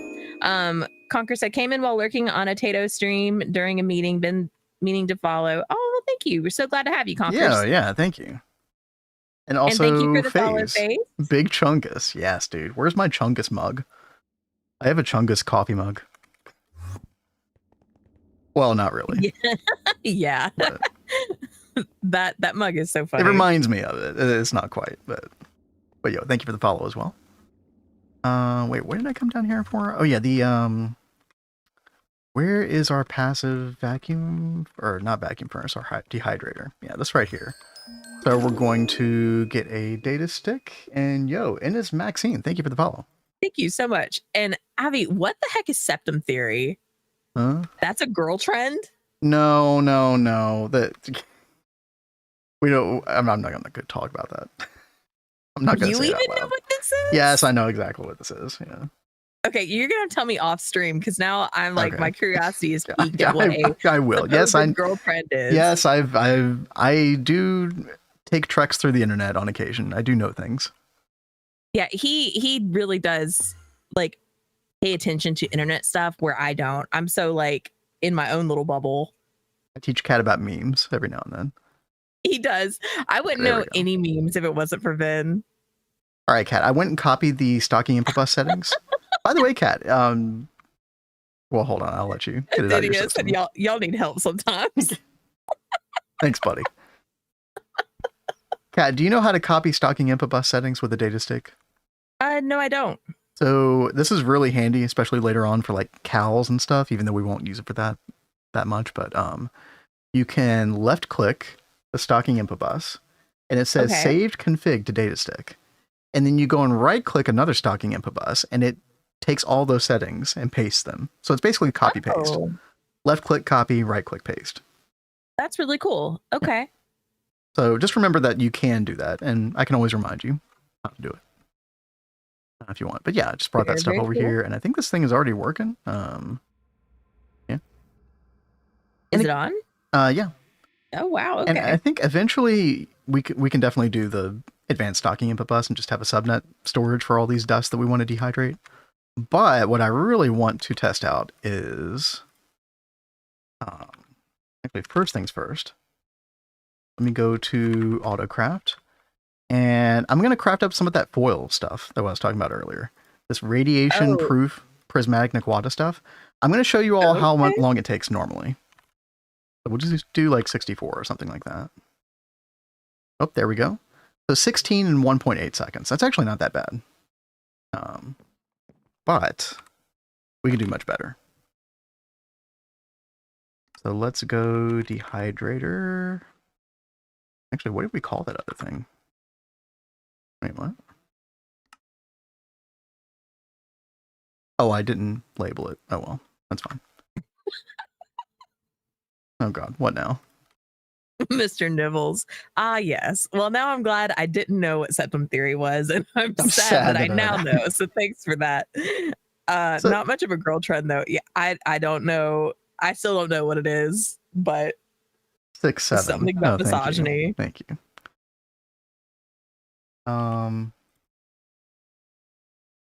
Okay. So chat, I'm gonna turn this off first of all, so we can like truly demonstrate it, so it doesn't just one tick, you know, making 16 of these. Let's do like 1,000. Let's just go big. And we'll wait till it's all queued up, and then we'll turn on the machine, and we'll see how long it takes. Just need some cubic zirconia stuff. This shouldn't take long. And this is going to be the final twist space multicat. Like, dude, we're done with this in an hour and a half. We could have done the wire mill again, chat, the Silk Song. But good game, by the way. I need to go back to that game at some point. This is another segmented one, by the way, Cat. Although it's much smaller than the vacuum furnace, which is good. We'll probably do like 16 on this, I'd imagine. Yeah, we are like almost there. All we've got left to do is waterline. Yep, waterline tier 4. Yep. We're done with ZPM. Yep. So we might even do waterline. I don't know. We probably have time to do it today, but I will hardcore need your like hand holding with that. It's fine. Because, it's not nearly as hard as tier 3 was, which is good. Okay, that is good. And yeah, by the way, chat, the reason we're not making this is because you need the UV machine here, and we just haven't made any UV motors. And I kind of like making UV motors as sort of like the, hey, we got to UV-Age kind of moment. Yeah. You know? So very soon. Yeah, what's your quest book looking like? Yeah, we can show the quest book. A little twist-based quest book action. We did skip. We never made an LPF. I really felt the need to. And then I don't know why we didn't make this. I think we just made the normal GT&H one. I don't know how this compares to the normal GT&H electromagnetic separator. I'm not sure. I think this was designed before that multi was designed in 2.7, but But then, yeah, we've done everything here. By the way, this schematic, you cannot make this until UV, the tier 2. Because you need the mining drone Mark 7. And that requires the research station, which you can't get until UV. But that's fine. It still makes sense to be kind of connected up to that. But yeah, we had to figure that out ourselves. So, I do have to say real fast, though, I was telling Ben last night that I love how this page is organized. Yeah, dude. You got the circuits like all big and then the machines around it. So like you can quickly know, oh, this tier is one I'm working on and I've got all these multis with it. I love that it's organized like that. You wanted the multi-block goals page to be that way, didn't you? Yeah, I wish multi-block goals would do that, because like if you look at multi-block goals, like I just get lost. Like, what do I need to work on next? I will say it does look better than it used to. That page has seen improvement, but it would be nice. Like some of these make logical sense, like having the coils like this, that makes sense. But with the other multi-blocks, I wish that they would be more organized by like a big tier circuit or something, just so you know, oh, let's go over to this and see what machines are there, and you can easily glance at it and be like, oh, I'm missing things from this tier. Oh, that is true, Azuna. Yeah, the mass processing page is organized in the same way. It's really nice. That's cool. Yeah. Kat, we're ready to turn this on. Are you ready? Do it. No, you do it. You want me to do it? Okay. Yeah, you're the one who made the multi. Huzzah! Wow. How many were you just calling up? 1,000. And it's done. It took 1.8 seconds for 16 earlier. Holy and that was 1,000 crap. in what, less than a second? Yeah, no, that was like so freaking fast. Also, we're only giving this 64 amp ZPM, which is nothing compared to what we'll do later. Because we'll definitely give this laser power. But yeah, dude. And we can increase those segments. Probably increase that to 16 eventually. That'll give twice the number of parallels, I believe. Because it's like a linear increase. So yeah. Yeah, that is freaking awesome. Yeah. Oh man, twist stuff is finally happening, Chad. This is the moment we've been waiting for. Stuff like this. This is when things start to kick in high gear. It's totally not very pretty over there. Confused if something is a multi-block versus mass production goal. Yeah, it's a little like this weird segmentation. And then sometimes some of these quests are repeated within the Voltage Age quest pages, and then sometimes they're not repeated, right? It can definitely get confusing. So speaking of that, chat, I went to multi-block goals earlier last night. Because I was no lifing G-Teenage yesterday. That was my life yesterday. You totally were. And I saw this down here, and I was like, oh, right. Beamline. Beamline is a thing. I completely forgot about this. And so somebody in Discord, let me see if I can find this real quick. Here it is, right here. Runic showed this. This is like the basic way it's supposed to look. And I never actually seen this until I looked up a Tuj video last night as well. But yeah, and so you're going to have a different LINAC, or the linear accelerator length, depending on what you're trying to do. And my understanding is that the optimal setting is to have 5 of these at different lengths. So what I did, I looked at that spreadsheet, which already had sort of like the optimal lengths figured out, because, you know, I don't really feel like figuring this particular part of things out. And I went ahead and mapped out an area, and hopefully I got this right. But yeah, these are the different lengths of linear accelerator. I think it goes up to 63 or something like that. I forget the exact numbers. But hopefully I've got the right idea behind this. And I did start making a bunch of the blocks for the multi. And I did kind of get halted in progress. I made all the linear accelerators, all that stuff, or at least the first 3. Because we can't power the final 2 until we get to UHV energy, I think, or something like that. But then I got stopped by this, the antenna casing, which requires xenon. And xenon is one of those things that, yeah, we could like force if we really wanted to. But the 2 really good ways of getting xenon are either the xenon B, which we can't get those combs until we get the mega apiary, because the mega apiary is the only thing that gives it jubilance. This specialty comb here, and yo, what's up, 9? Or planetary gas siphon, Neptune. Now here's the thing. The Neptune one requires UV energy. So I thought, oh, dude, can you double hatch? Like, can you double hatch overclock the planetary gas siphon? So I made one not on a space station, but just like in the overworld, and it would not form. So you can only have one energy hatch in the planetary gas siphon. So we have to wait until UV to either do this or get the B, which, I mean, we'll obviously get the B, right? No question. So yeah, Beamline is best at high-end PIC wafers, so I built one for those. Let me see if I can find the spreadsheet that I was looking at. I think I can pull this up real quick. It was Rexy who shared this with me. Yeah, this right here. Sorry, flash bomb. So my understanding is that if you follow these 5 right here, these will cover all of them, right? But again, we need UHV voltage for the LINAC on the final 2. So I think we just might, you know, make these 3 groups and then just force it until UHV and then finish off the rest or something like that. It's so bright. I'm sorry. 83. This has 81. Yeah. But yeah, dude, we never did Beamline in our previous world because we were already in like UIV, UMV when Beamline came out. But in retrospect, yeah, we probably should have. There was just so much stuff to do when 2.7 came out. We had to do the entire water line from scratch. But yeah, so I am going to follow this unless, you know, somebody convinces me it's a bad idea. Could be good. Kat, what are you doing right now? Did you want this? So that's the thing that I was just talking about that I couldn't make because of the Xenon. Okay, well, so yeah, you can go ahead and put that in the data hatch or the data bank. And then I think I already have the recipe in there. Yeah, we just can't craft it. Yeah, we just need Xenon. So we'll do this in UV. We'll get Beamline going in UV. It should be fine. We're not really struggling with wafers right now, necessarily. But I know we will at some point. And yo, FX, what's up? Yeah, I had never seen anybody do Beamline. Actually, I was thinking about watching your video popped up in my search 9 when I was looking it up. That was the next thing I was going to look at. I was talking about this earlier, chat. I watched the Touge video on Beamline. And it was just like 18 minutes of equations. I was like, what am I looking at? What's happening here? Just tell me what I need to build, right?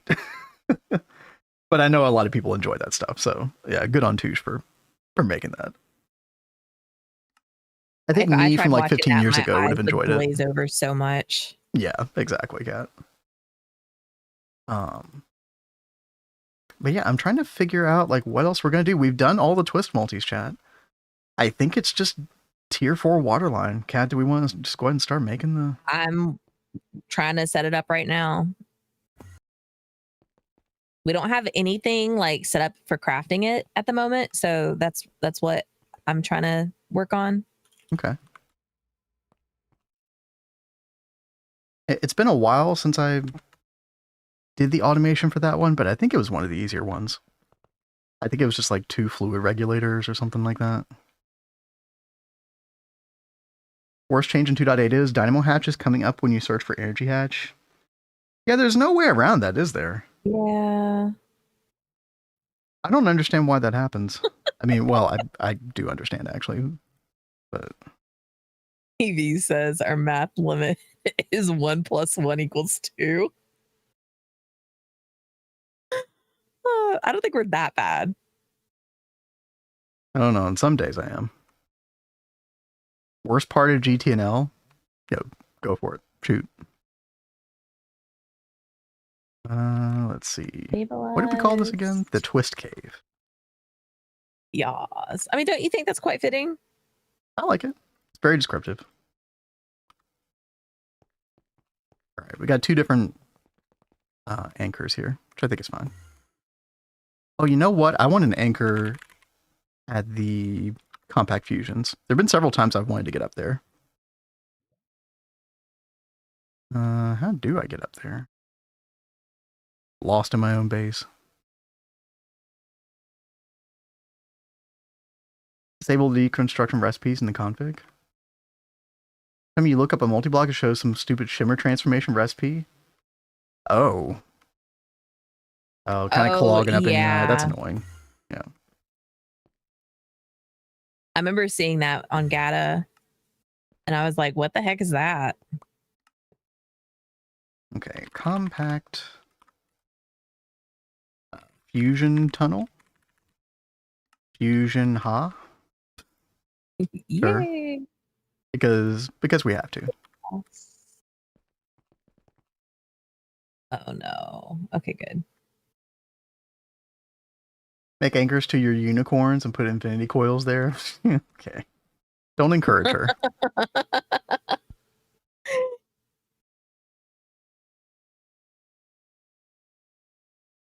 I swear, I really do want to work on a cool texture pack for us.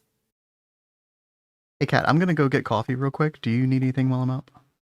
No, I'll get up in a second when you get back. All right, so I'm just trying to finish trying to encode some of these recipes. Hastaloy C2, was it C276? Okay, cool. I'm so glad my dyslexia is not acting up.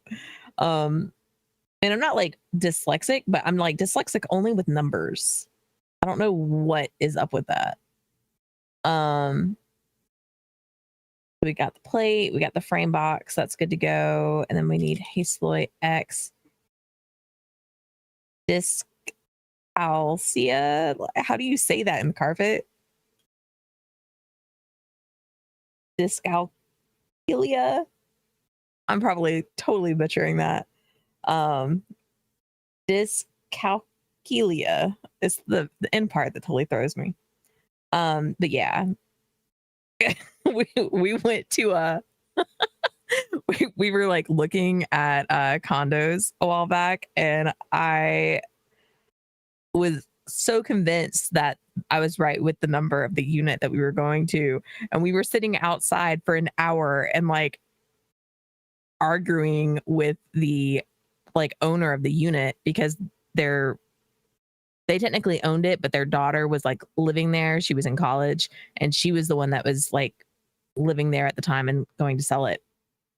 And we were like, well, we promise there's no one here. And she's like, I promise. She says she's right there. It was really bad. All because I was jumbling up numbers. All right, let's see. Hastaloy X. Oh, we got the plate, the pump. We got that. All right, cool. Let's go ahead and program this. And I think this was just regular press. There we go. And we've got the energy hatches, Aquata alloy plates. I don't know if we have rotors set up for that yet. Aquata alloy. We've got those. Back to Hastaloy. Oh, I think we have to do a dash. All right, cool. Got all that. You should see me in the car when I have to put up my hand for L and for left and right to see which way to go. Hey, I have to do that sometimes too. Ben does not follow my directions anymore because I will say, What? "Oh, go right," and then I'll be like, "Oh, wait, no, I meant left." Oh, yeah. Yeah, he knows not to listen to me with directions. I used to be so good with this stuff. Like, it's once I started to get sick, it like really like messed with my head with things. The background. It Yeah, really like, sucks. I heard that. Oh, yeah. Yeah, he's like, what did I do? All right, Kat, did you need to step away? Molten. Yeah, let me just finish getting this encoded so we can get this cooking up. Okay, sounds good. And there we go. I'm pretty sure that's all good. By the way, chat, I'm still loving the Mark II compact fusion decision that we made. This thing was totally worth it. So, in Mericium, we have 22 million. And I haven't even had this thing going all the time either. But I think 22 million. If I do the math on that real quick. divided by 144, divided by 48. That's 3,100 UV motors worth. Which, now that I say that out loud, actually doesn't sound like a lot. But it'll get us started for sure. Actually, let me just go ahead and cook up another 10 million. Dude, Cascade, I love Tekken. Did you? That is so cool. You said Tekken? Yeah. That was like the one fighting game of the past couple of years. So you got Mortal Kombat 1, the remake or whatever it is, and then you got Street Fighter 6, but you didn't get Tekken 8. I did not get Tekken 8. So Tekken 8, well, okay. Tekken is one that I made sure like I was always buying when it came out when I was younger. I wasn't so much like that with Street Fighter and Mortal Kombat, although I love those, but there was something about Tekken that I just freaking loved. The 3D turning on it was always weird to me. Yeah, well, I felt so let down by Mortal Kombat. Street Fighter 6 was freaking amazing, but Mortal Kombat flipping sucked. Supposedly, and how they monetized that, I got frustrated. So I was just kind of like, I wanted to back off from all fighting games at that point. According to Maximilian Dude on Twitch, the Mortal Kombat 1's like balancing and stuff like that has gotten a lot better, but I don't even know if that was your main problem with it. I think it's just like a lack of content. Well, I didn't enjoy the fighting as much, but then all the characters that I really like, you have to buy. Yep. Holding back the really good stuff for that is so annoying. It's a careful balance that they need to do, because I understand where it's coming from to some degree, but you got to throw in some of the fan favorites initially as well. You know? Yes. No casual tournament player asked for. That's fair. Well, yeah. Guilty Gear. I need to try Guilty Gear sometime. Like, it's been so long since I've played Guilty Gear. Yeah, it was Guilty Gear Strive was like Arc System Works. Same people that did Dragon Ball Fighters, which was also really good. And then those are the same people that are doing Tokon right now. I was about to say that's one I'm really looking forward to, actually. It just looks really cool. Yes. And it does sound like they're really trying to be new player friendly with that one. So, which I need, because I'm terrible at these games. So I don't want to pre-order it. I want to wait and see Max play it and then decide. Yeah, it's a good idea. But if it is good, we need to get this and play this together. It's looking good so far. There's been like a mixed community reception for a couple reasons. I think like there's not a lot of reward for tagging characters in at the moment, which they need to change. If you don't know, it's like a 4v4 tagging game, which has there ever been one of those? It's usually 3v3 stuff. Like you think about like Marvel versus Capcom back in the day. I don't think I've seen 4v4. Yeah.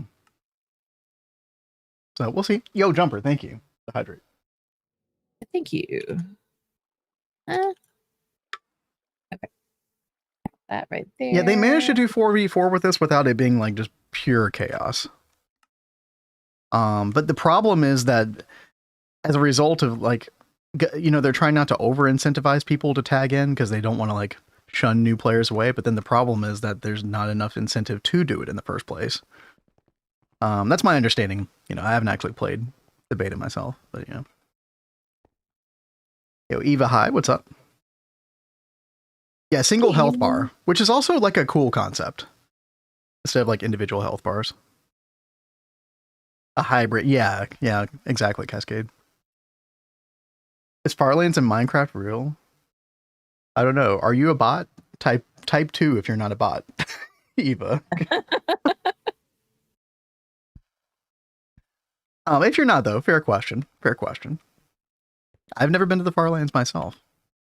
But I thought I saw someone like them. Do a stream about getting to the Farlands. Maybe it was just a meme, but I did see the Farlands in Factorio as well, which was like kind of less impressive. It was just like a black screen, but very cool. Kurt J Mag, yeah, I saw that. Yeah, he finally got there like very recently, right? Yeah, that was cool.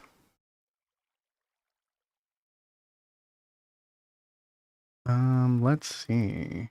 Yeah, I think that's who I saw.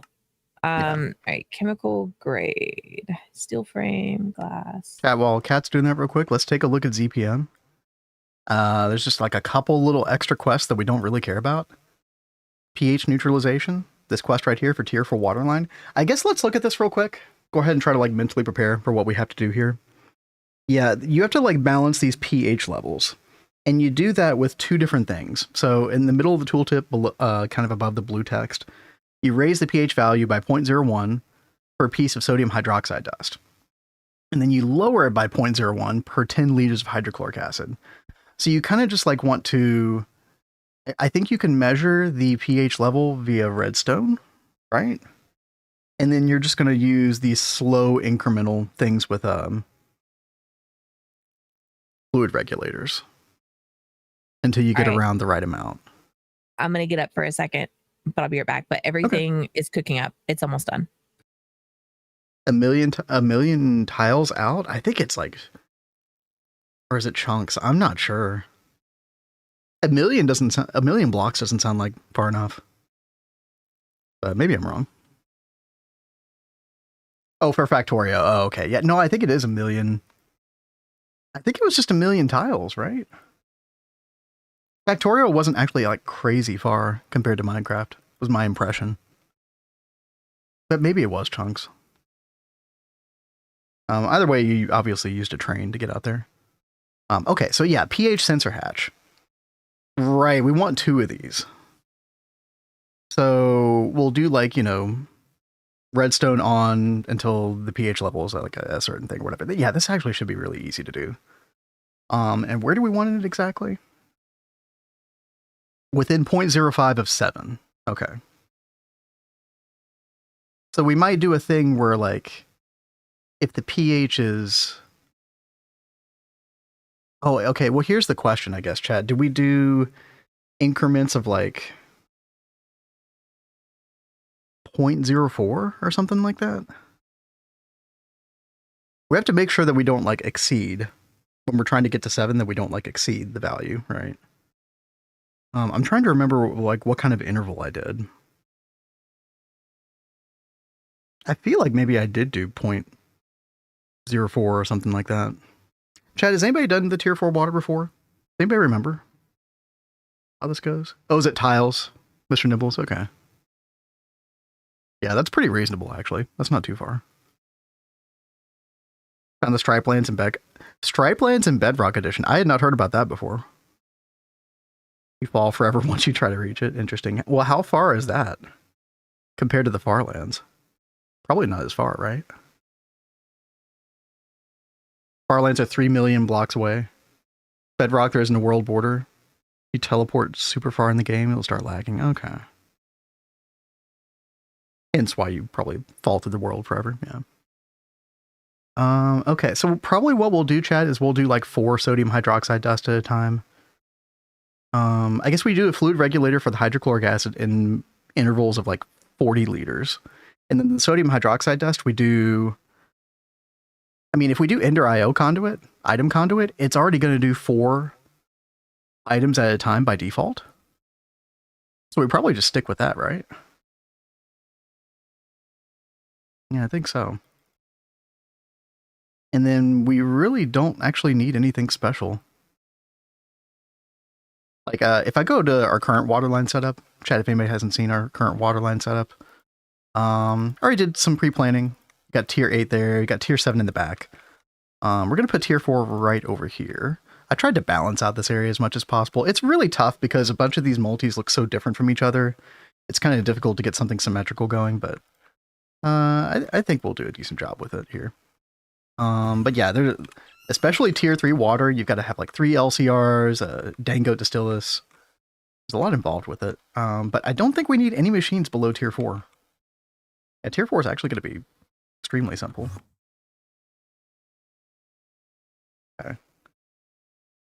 Minecraft Bedrock is a result of floating point error.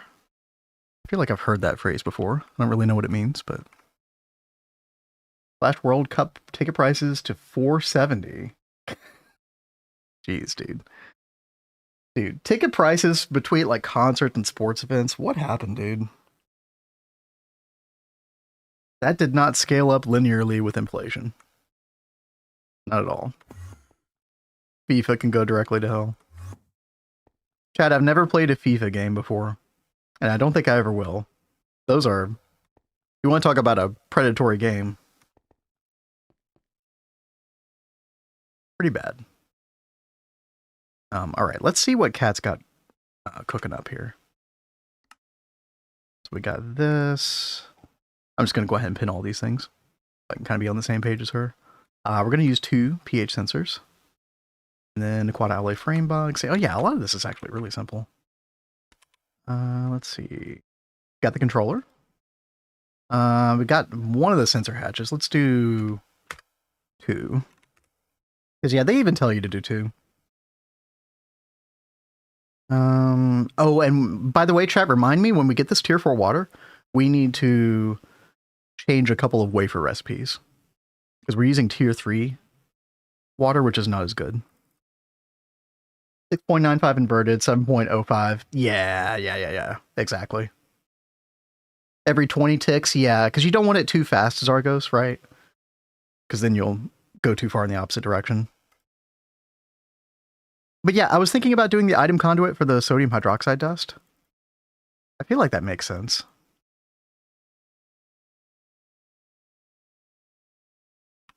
Are we going to need... No, actually, I don't think we'll need a redstone conduit. No. We don't need that. Don't forget to check. Well, not now, later. But thank you, Mr. Nibbles. Okay, we got those blocks. Good. We got the chemical grade glass, quad alloy frame boxes. Oh, dude, we're good to go here. Yeah.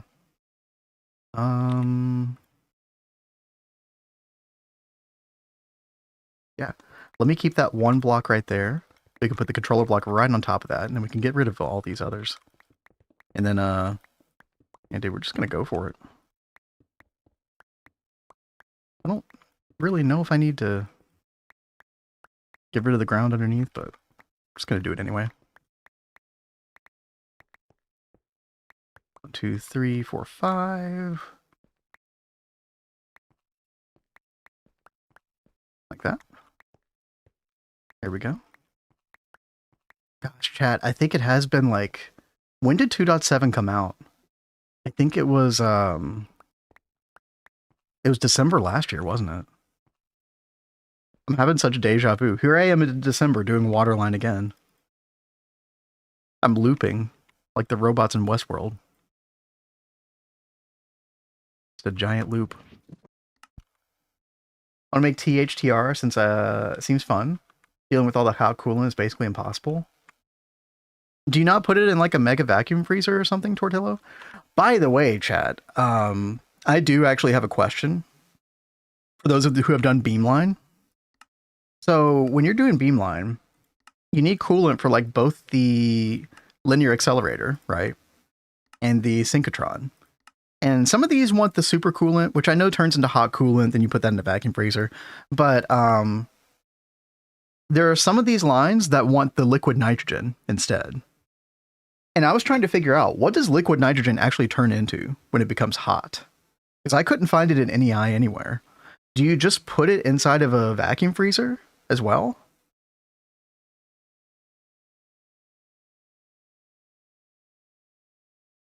I was a little confused about that. Like, I'm familiar with the supercoolant. I just think I've never used liquid nitrogen as coolant for anything in this game. I mean, I guess we'll find out when we get there. Like, just have a vacuum freezer ready to go, but there'll definitely be some trial and error with the Beamline. By the way, Beamline without a guide seems insanely complicated. I don't feel like there's enough information in the quest book to... Like, did I just... Cat, are you back? No, you're not. I think I'm seeing things. But yeah, dude, a lot of this stuff just like completely goes over my head. Yeah, thank God people have figured this stuff out. Because while I was able to figure out most of Waterline myself, I don't think I could have figured out Beamline myself. I really don't. Let's see. We'll call this grade 4. Probably have to move the sign in a bit, but that's okay. It can go over my head. I am too fast. I would catch it. You would catch it. I didn't think of that. Good call.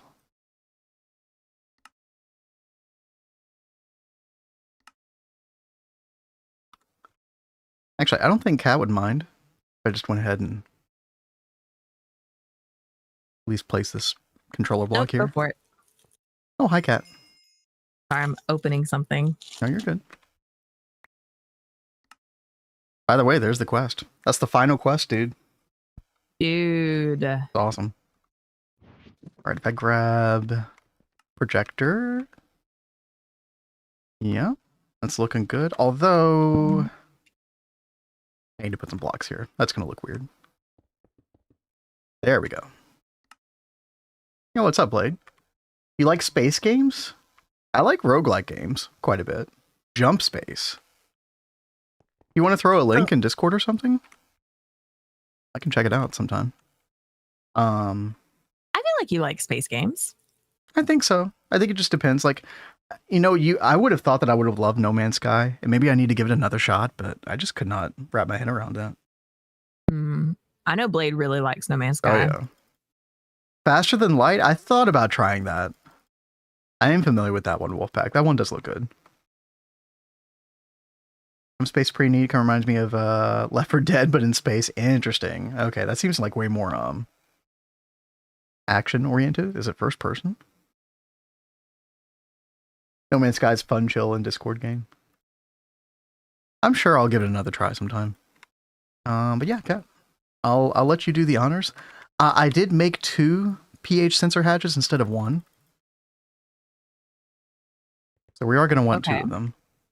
And those are both going to go in the hint.2 right there. In fact, it might automatically place them.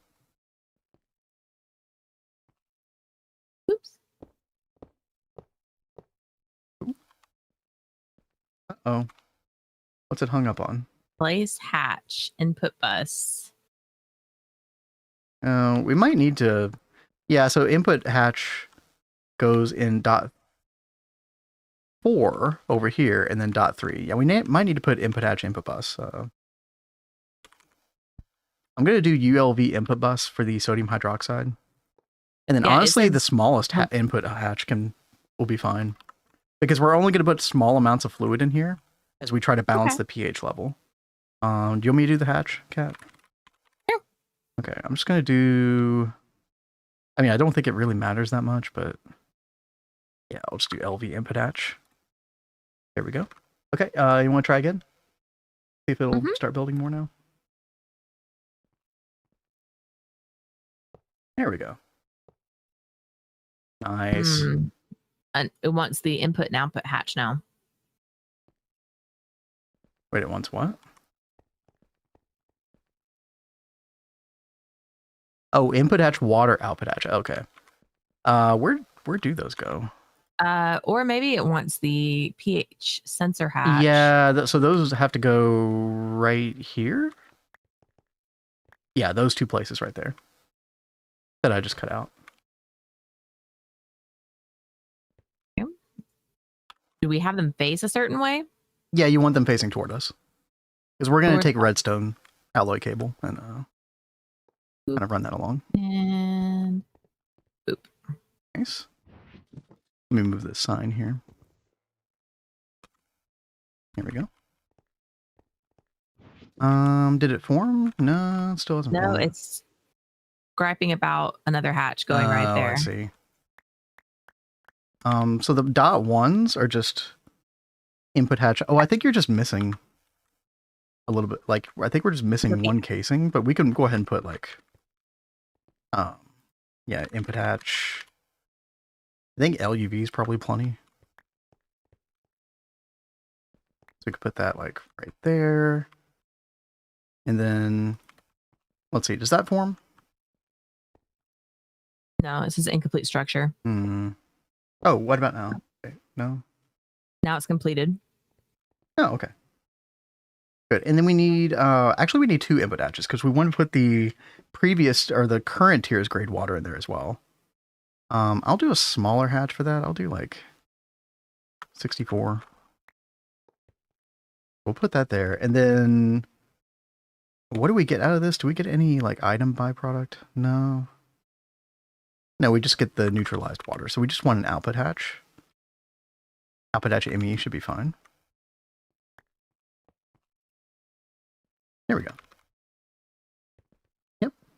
Nice. Okay, so Kat, here's the deal with this multi. Or let me catch up on chat real quick. No Man's Sky, fun chill Discord game. Yeah, added all my hours up in No Man's Sky. 4.5k hours, dude. That's crazy. Wow, that's a lot. That's more than we have in GT&H, I think. That's wild. Yeah, when it first came out, dude. I didn't play it when it first came out, but man, it looked rough. And they just didn't fulfill a lot of their promises in the end of the day, but they made up for it. Okay, so Kat, here's the deal. We have an input bus on one side, the left side. You have an input hatch on this side. If you look at the tooltip, I don't know if you've seen this yet. It's right above the blue text. So above the blue text on the tooltip of the multi, it says every 20 ticks consumes all sodium hydroxide and hydrochloric acid in the special hatches. Oh, God. Hatches on the top, right? So each piece of dust increases the pH value by 0.01. And then every 10 liters of hydrochloric acid lowers the pH value by 0.01. Oh, this is very specific. And yeah, and so what it's going to do is at the beginning of the 120-second cycle of this multi, it's going to give you a pH value anything from 4.5 to 9.5. And your job is to try to get it down to 7. And you have to be within a certain range of 7, 0.05 of it. So what we need to do is we need to, like, every second put like 4 or 5 dust in here. Or every second put like 50 liters of hydrochloric acid in here. Just a little bit at a time. And then what's going to happen is, let's say that the value goes above 7, then we're not going to want to put any more sodium hydroxide dust, because the sodium hydroxide dust raises the value, and we don't want it to go above 7. So basically what we can do is we can take some red alloy cable, and what we're going to do is we're going to have this sensor hatch. We're going to have it emit a redstone signal if it's under 7. So we're going to do inverted, and we'll do, 7.0, right, pH. And so, yeah, what's going to happen is we can, hold on a second. Gotta get this redstone up here. Bit awkward. Like so. And then, yeah, we're basically gonna, So yeah, that's very awkward. I don't know of a better way to do that. I mean, maybe we could do like wireless redstone or whatever. We could do wireless redstone, but that's okay. This is gonna work for now. And so the idea is, okay, this redstone signal is on, still like putting in sodium hydroxide on a regular basis, until it gets above 7, and then it stops. So we could do something like this, I suppose, where we just like have a drawer up here. I don't know if this is the best way to do this or not, but you could just like fill up this drawer with sodium hydroxide dust. And we could do a, what do you call this upgrade here? Storage downgrade. Yeah, this right here. So that we only keep like 64 in here at one time. So we don't just like have a bunch extra in here. We could do export bus. And that's going to be sodium hydroxide.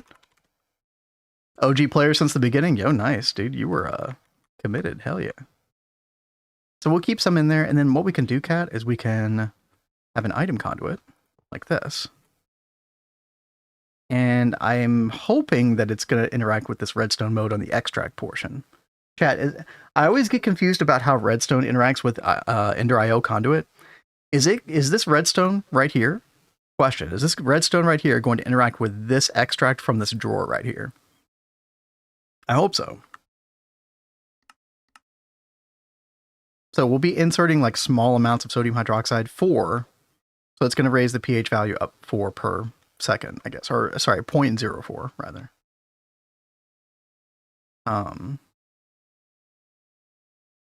Hopefully that's going to be enough.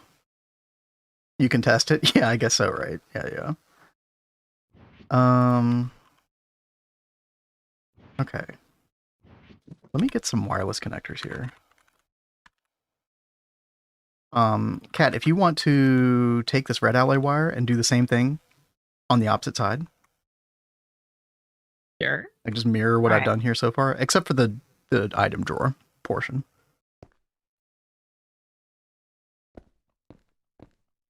Okay, yeah, let me get some connectors. We'll put one right here. We'll put one right here. And then we'll need one more. Probably put that right there. So we're going to have a small tank here. I think 64,000 liters should be plenty. Oh god, it's full of benzene. Okay, never mind. Not that one. What happened? Nothing. It's fine. Get rid of that conveyor belt. Haven't played No Man's Sky in so long. Loved that game on launch. If you loved it on launch, dude, I mean, it's gotten so much better, is my understanding. So, you might want to check it out. Didn't they just add the, like, where you can make your own spaceships and stuff now? I thought I remember Blade, like, freaking out. Well, I think you've been able to for a while, but I think they, like, really amped it up a notch. It's my understanding. Oh, Nova. Hey, I'm glad to see you, Nova. I hope you're doing okay with all the stuff that's going on over by you. Helicopter kept him up all night. Oh.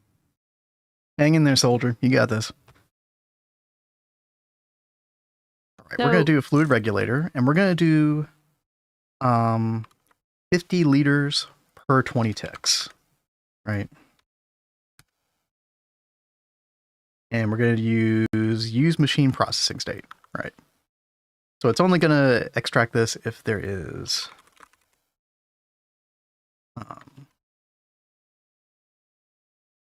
actually, should I just have this directly on the input etch? I probably should. Let's change this. No need to have a pipe in between. Yeah. We'll put this down here. Again, every 20 ticks, we're going to do 50 liters. Use machine processing state. There we go. Everything okay, Kat? Yeah. Yep, cool. Okay. And we're going to provide... Sorry, go ahead. My head aches. Oh, gosh. I'm sorry. Hey, listen, if you need to go, like, please go. I'm trying to stay on, but, like, that's probably one reason I'm extra quiet. We might also call it just a little bit early, chat. We'll see. We'll play this by ear. It'll be nice though, like to get this done basically and go to UV tomorrow. I'm excited. Well, Thursday. Sorry, Thursday. Yeah. Fluid export bus. Oh, I already got one. Yeah. And then. Hey there, Bama Rebel. Hey, what's up? How's it going?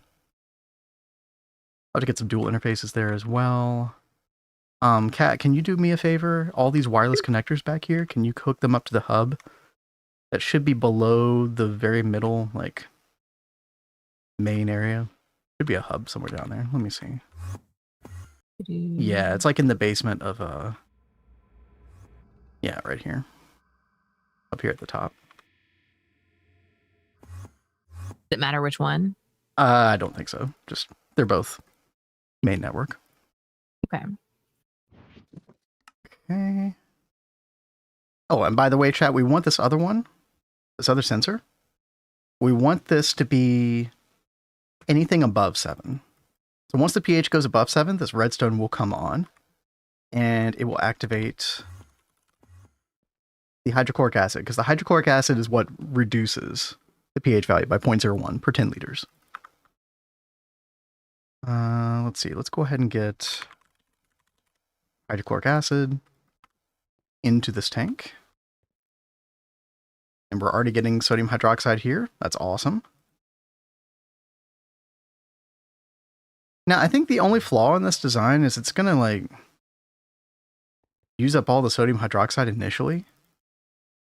I think that's okay, though. I think that's fine. Because it'll only be the very beginning of the cycle that happens, and then that's it. So, is it bad that my side isn't lit up? Yes. No, that's fine. Because if we look at the portable scanner here, it says current pH value 0.0, right? So, which means that whenever it's below 7, this redstone comes on. Because this is what raises the pH value. And then whenever it's above 7, this one comes on. Because this one lowers the pH value. So left one is on, it's raising the pH value. Right one is on, it's lowering it until it reaches that equilibrium around 7. And hopefully, I'm a little worried about the sodium hydroxide portion here, but you know, we'll see what happens. Yeah. And then the one other thing we have to do, Kat. Well, I've got to get some of the grade 3 water in here first of all. Let me do that. Get some pumps. But remember how I talked to you about like copying settings from a stocking input bus with a data stick? Yeah. You need to do the same thing to link this up to the main water purification unit. Remember, these have to wirelessly link up. Oh, yeah. So you're going to left click this controller block with a data stick, and then you're going to right click with that same on the water purification plant controller. Okay. Are you going to do that? No, you do it. Okay. What am I doing again? Okay. Data stick. Oh, I got one right here. Yep. You're going to left click to copy it basically to the purification unit. All right. Okay. It might have to be the other way around though. I'm not sure. We'll try it though. And then you right click this over here. This is what controls everything, gives everything energy, etc. The water purification plant block. Yes. Okay. No. Okay, you might have to left click that one. Okay, yeah. Okay, yeah. You left click this one, then you right click the other one. Okay. It's the other way around. And then it should say linked up when you do that. Yep. There we go. Yeah. Link to purification plant. Perfect. Okay. So chat, let me do the final touches over here on this. Let me get 2 pumps. First one's going to be for grade 3 water, which is going to turn into grade 4 water. And then other one's going to be extra grade 4 water, which like increases the probability that's going to work. You put the water that you get from this, you put it back into the system, back into it a second time. And just use like a small portion of it. We're going to do dual interfaces like so. Again, this one is going to be grade 3 water, which is this one right here. Yep. That fills up. Perfect. And then oh. Wait, what? East. Oh, there's an extra pump on this one. That's not supposed to be there. Get out of there. Let's put this back. There we go. Now we just got the pump importing here. Okay. And then we're going to bind grade 4 water here, which we don't have yet, but we will. Okay. Kat, I know your brain is a little cooked from the headache right now, so you probably didn't understand everything that's going on here, but I can explain it to you another time as well. Okay. But long story short, you're balancing to around 7. And there's a very small window of error. It has to be like within 0.05 pH of 7 pH. And so if we click this, I think it's just going to wait until the next cycle. Where's the cycle at? Oh, it just started. Oh, wow. Oh, there we go. That, there we go. If one of my EECs hadn't power failed, I'd have blown up all my EU P2P transformers. Chat, look at that. That is crazy. Look at that. The pH level is going down because we're adding 50 liters of hydrochloric acid every second. Okay. So we want this to get down to 7 pH before the 120 seconds is up. Should be plenty of time, right? And then we want to make sure that this is actually going to balance here in just a second, which means the redstone should tick off and like go to the opposite one, or, you know, neither. at a certain point. Oh, I just realized something. What? These values need to be slightly higher and lower. So 7.05 or 6.95 on the low end, 7.05 on the high end. Because otherwise, one of these would always be on. Yeah. And there we go, chat, 7.04. And it's staying there. There it is, dude. And success chance, 100%. I actually, you know what? If it's 100% success chance, I don't even think you need this. The only reason you put the water back into it, like the grade 4 water that we're making back into the system, is to increase the success rate. But I don't think we have to do that here. Because it's already 100%. So, dude, that's awesome. I do want to check this one more time. Just to make sure another number works. Like, I'm curious how the sodium hydroxide portion works, because that we didn't have that going during that particular attempt. Because the number was higher than 7 and not lower. But yeah, we'll find out in just a second here. Yeah, overall, chat, like if you've never done tier 4 water, it's not that bad compared to the tier 3, where you're having to like manage this crazy solution and this stuff right here. Polyaluminum chloride. Several crafting steps. This is much simpler. Okay, so now we're doing sodium hydroxide portion. Okay, pH is increasing by... Oh, that's weird. What's it doing? Oh, the export bus is too slow. Uh-oh. Oh, I can't put that in there. Uh-oh. Oh, we're cooked. No, it needs to go faster. Okay, there we go. Okay, 6.41, 6.49. We got time. We got time. It's okay. Probably good that they don't let you put hyper-acceleration cards in those. 6.97 and steady. There it goes. There it is. Dude, is that easy, chat? Yo, Ruckus, what's up? Hey, you. How you doing today? Congratulations on the moon again yesterday. Very, very big. Yeah, chat, we're getting tier 4 water going. This is the, I mean, I'll still kind of highlight the fact that we're going to UV on Thursday, but I mean, do we want to just go ahead and make a motor or something to celebrate? We could do that. Like, let's do it. I mean, that shouldn't be that hard on the brain hole. Ah. Okay. Well, let's see. Go over to UV. I guess we could make the machine hole first if we wanted. Yep. Yeah. That's what I was looking at. Chad, it's happening. Oh, UV is going to be such a good chapter. We'll be in UV for quite a while, I'd imagine. It's going to be a good one. We got osmium plate. UV machine. I'm going to check one more cycle of this while you are getting that going. 8.8 pH, yeah. That was almost really bad. One of my EECs hadn't power failed. I'd blown up all my EU P2P transformers. Wait, what? Yeah, I read that out earlier. Oh, that power fail actually saved you, dude. That's wild. All right. Yeah, pH still going down. I think this is foolproof, chat. I think we're good. Let's make sure that we're chunk loaded. Yeah. And then this should stop right at 7. Or 7.0. Oh, uh-oh. Oh, what? If it's on 0.5 exactly, it's a 0% success rate. Okay, here's how we fix that, chat. We take this down to 0.4 instead of 0.5, right? Yep, and that brought the pH value down to 7 exactly, which means we need to do the same thing over here. Instead of 0.95, we need it to be 0.96. Yeah. Okay, I'm glad we checked that. I'm glad we stuck around to double check that. That's good. All right, yeah, should be foolproof now.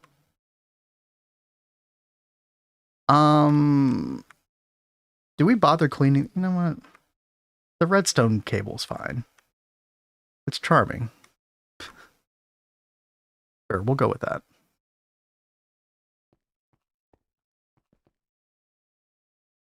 You only need to give 900 of polyaluminate for grade 3 water. 900.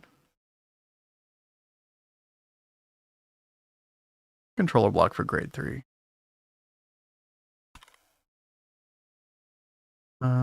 Here it is. Yeah, you don't need quite a million, right? Because you have 10% by default, right? It's like a 10% baseline, I think.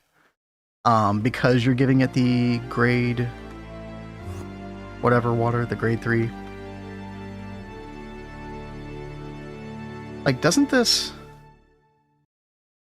Yeah, the secondary input gives you 10%. So you have 10% baseline. So you just need 90%, which you get 100. You get 10% per 100,000 of this. So you don't need to put in a million. I think we are just doing that anyway because whatever, right? It's 100,000 liters overkill, but who cares? It was just like a nice round number. But you are right about that, Zargos. Yeah. I think that was my logic, was who cares? Probably. Shout out 9 for the awesome tier progress sounds. Okay. Wait, what is that? I thought I was crazy and just hearing things. Oh, right. Yeah, dude, I did hear that. I thought it was part of the music. I was like, maybe there's something on like Vin's end that I'm hearing. That gets me every time, dude. Wow. I'm not prepared for it. I talked right over it. Yeah. Sorry, chat. No, that is really cool that they do that. Oh, hey, look, Nine Cat. did such a good job on all the music. It's your favorite. You've been looking forward to this so much. What? Kevlar line. Oh, yeah. It's just a 52-step chemical line. Wow. Yeah. That's intense. Yeah. I mean, you were excited about it. Yeah. I want to do it just out of determination now. Chat, how much y'all want to bet she's going to quit the game if she tries to do all of Kevlar line? Can we I please beg you to just do the B, Cat? Please just do the B, for the love of God.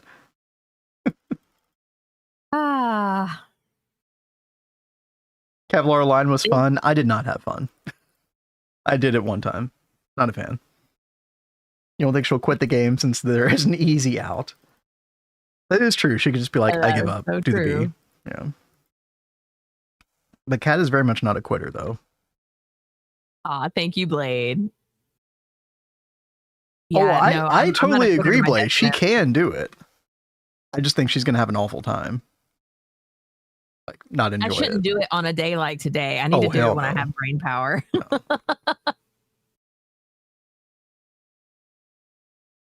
But what are some of the other things we have to look forward to? We can get the cosmic neutronium, which, by the way, we're already getting cosmic neutronium dust from the the meteor, the blood magic meteors. So, the normal way you would do this is you would get cosmic neutronium nuggets from the, or no, you would get like the little tiny piles of dust, right, chat? These things right here. Yeah, you would normally get this from the neutron collector. Yeah, this thing right here, chat. Dude, you need to get wet wares before you can even... You have to do the new round of circuits before you can even think about doing this. You also need an infinity plate. Dude, not having blood magic meteor sucks. Because we did use this way to get cosmic neutronium in our previous run. And you basically just had to world accelerate with UV world accelerators a bunch of these neutron collectors. And even then it was still incredibly slow. Whereas cosmic neutronium, yeah, we're at 63k right now. Mr. Nibbles, I clicked that link. It sounds like a jam, but my God, that just made my headache so much worse. Oh God. Brain power for you. Oh yeah. I remember the last time he did that. It totally sounds like an awesome, like super epic DDR kind of jam, but I'll listen to it more when my head doesn't hurt.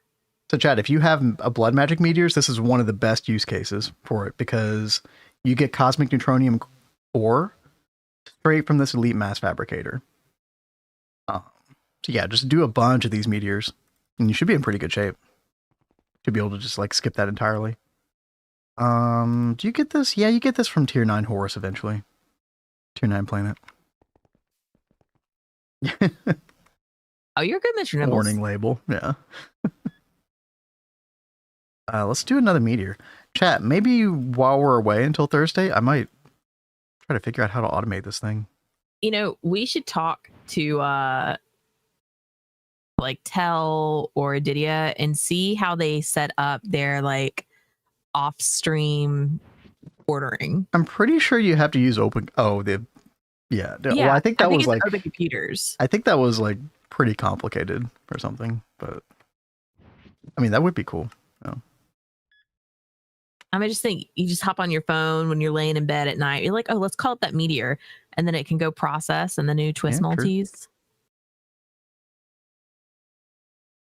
But yeah, I mean, open computers has got to be involved, right? Yeah. Even if you're like setting it and forgetting it, without a mobile app, like, yeah.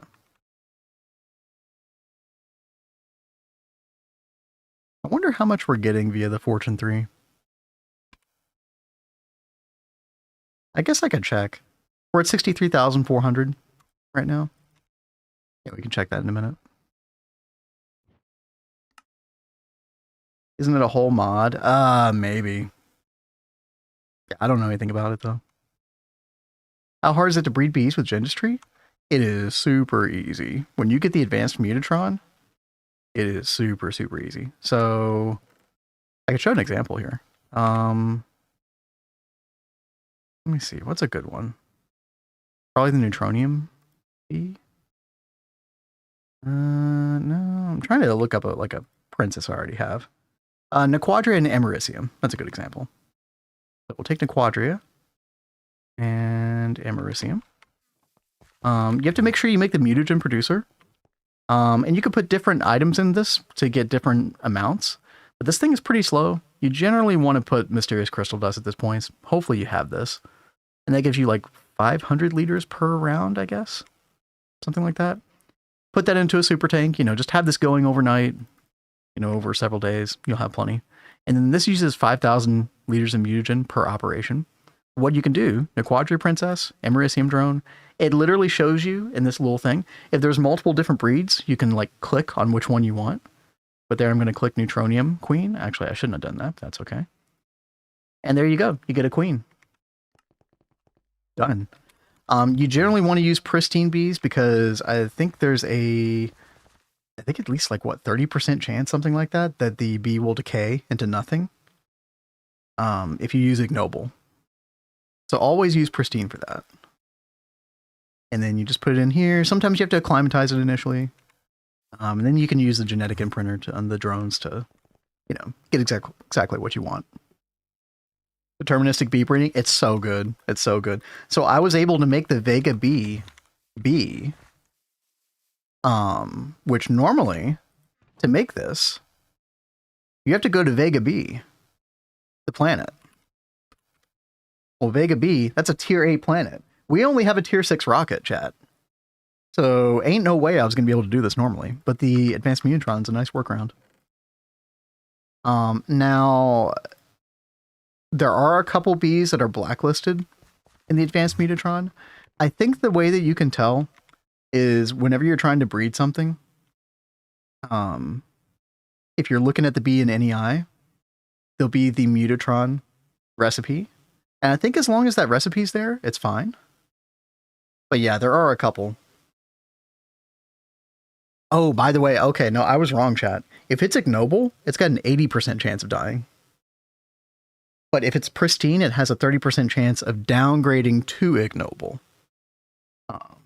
So you're guaranteed to not lose the bee if it's pristine. Whereas if ignoble, yeah, just don't use ignoble in this. You do not need the base block, correct? You don't need the base block. You don't need humidity or temperature conditions. You don't need the dimension. It bypasses all of that, which is what makes it so good. Cat was a big fan. Actually, you know what was funny, Cat? I say you were a big fan of the Mutatron, but I think once we got the advanced Mutatron, you started to lose interest in bees. Because it's like the guardrails were off. It was just kind of like extremely deterministic. It's very simple, yeah. But I mean, yeah, chat, it's so good. But definitely, I mean, you have to think, I did make a ton of bees. Mm-hmm. Oh, up until that point, you did so many. So we need Molten Necrodria viewable on main. Do I have to put like a tank on main? Wait. Molten, where do we have Molten Necrodria right now? Isn't it over here? No, I don't think we keep it in molten form there at all. No, to make Molten Necrodria, you just need to make the ingot, which we already have a recipe for, Necrodria ingot, right? And then you just put that in the fluid extractor. Okay. Woo, all right. Yeah. And then, of course, be sure to filter it in a multi-storage fluid cell. Or I could do that part for you. I got nothing to do right now. Okay. I'm working on making all of the data sticks that we need for these parts while I start trying to encode these as well. Blade, cat isn't feeling good. How could you? Botania? What about Botania? What do you do? The spider redemption. I don't even think you heard it. Oh, I didn't even hear it. You know, no, it's fine. I think I've had sounds off all day. Oh, really? Oh, okay. Well, Yeah. that explains a lot. Okay. Scammed. Yeah, there we go. Yeah, whoops. Sorry, guys. Give yourself the points back if you want. I don't care. You misclicked. Okay. Okay. Yeah, what is that bee called? I always forget, not the bee, the flower. Yeah, because we totally did that. That was a nice way to get, you were able to take the bees that you got out of the Swarmer version of the Mega Apiary and put them with this flower from Botania, and then it made pristine versions of that, and it made them queens immediately, which was nice, because you could just stick them straight into the Mega Apiary to, you didn't have to put like the princess and the drone together in a machine separately, which was really, really nice. Is it the hibiscus? The what? Or, I said, was it the hibiscus? I don't know. Or the hyacinth? Dude, I always get these mixed up. I always get them mixed up too. One of them will turn them into pristines. Yeah. The other one just passively creates drones and princesses. Hibiscus, I'm pretty sure. Yeah, okay. That sounds right. And yo, Jamel, thank you for the follow. Thank you. Yeah, upgrading an ignoble to pristine. Yeah, I think you would use that flower exactly. Whoever one is more expensive.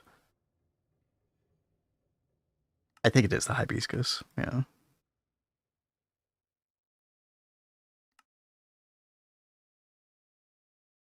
Yeah, that's quite the craft.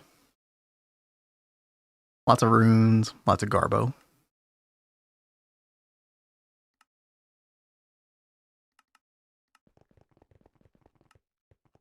Gaia spirits, yeah.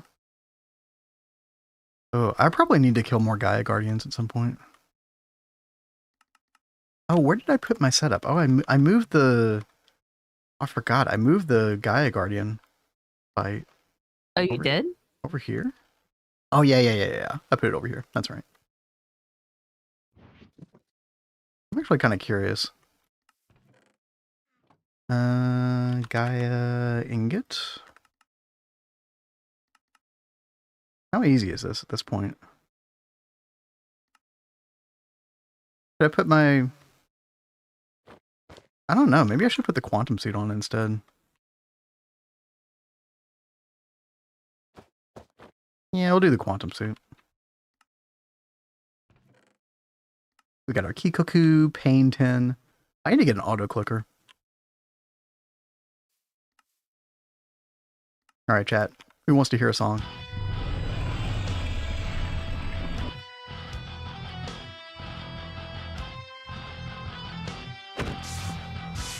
Alright, I had to turn that off.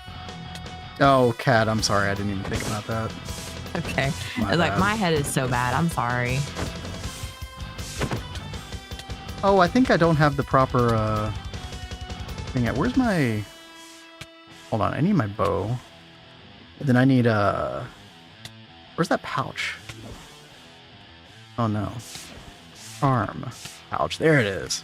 Yeah. Okay, here we go. Big damage. Where is he?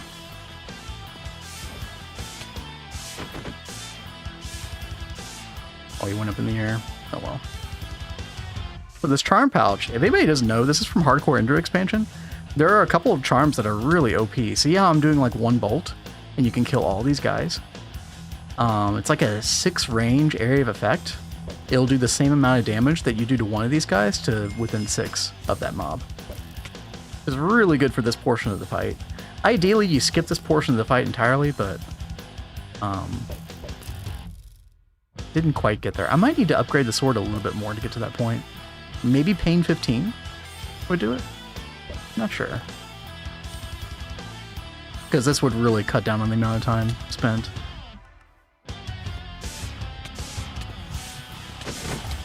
Yeah. Definitely possible to bypass that, but that's okay. We're just fooling around. Here we go. Put all that away. I'll just dump all this system. Here we go. What's the charm? Yeah, let me show that real quick. Yeah, good call. So I'm using Slaughter Impact. That's the one that really helps with that phase. So yeah, 6 radius on kill, 100% of the damage dealt. Really, really good. And then we have Charm of Power, 60% more damage in general. And then Charm of Lifesteal, which, you know, that way you don't really have to worry about your health so much in that fight. Quite good. If you don't know how to do these, by the way, there is a keybind for Hardcore Ender expansion that will send you to a particular menu. Ender Compendium. So that's K. And basically you have to spend these research points on this stuff right here. Yeah, so you click on runes, you click on charms. I think you have to learn each one of these individually. Yeah. I think. And then the charm pouch, of course. And then, yeah, the charms themselves, you have to look at this because I don't think this is an NEI. You basically have to look and see which runes you have to put. And you do the charm crafting inside of this, by the way. You put them in these 5 little spaces, and then out pops your charm. And the way you get those runes, or the best way to get them, is... yeah, so they're right here if you type in rune in NEI. The louse, which you can find in... I think it's the foresty orange biome in those Ender Islands in the end. You know, there's 3 different types of biomes out there, and I think it's the orange one. It's the one with the forest, I'm pretty sure. Does anybody know for sure, chat? I could be wrong about that one. But yeah, just make a powered spawner out of the louse, put that in EEC, and then you'll get all the runes you could ever need. Is the forest one? Okay, good. Good. And yeah, dude, I know a lot of people do not know about that charm system. It is very OP. Especially in conjunction with other things like the pain enchant on Kikoku. Yeah. Really, really good. And I'm sure we could get it souped up to the point where... Why can't I fly? Oh, right. We're in the wrong stuff. There we go. Leggings, please. There we go. Not every forest has the dungeon. That's true. Yeah, that's right. You do have to find a little underground dungeon. A good point. I forgot about that part. GTH loves to crash in 2.8. You know what? I think we did have several crashes in .0. But since we upgraded to 8.2, I don't think we've had a single crash, Stereo. At least I haven't. Cal, what are you doing here?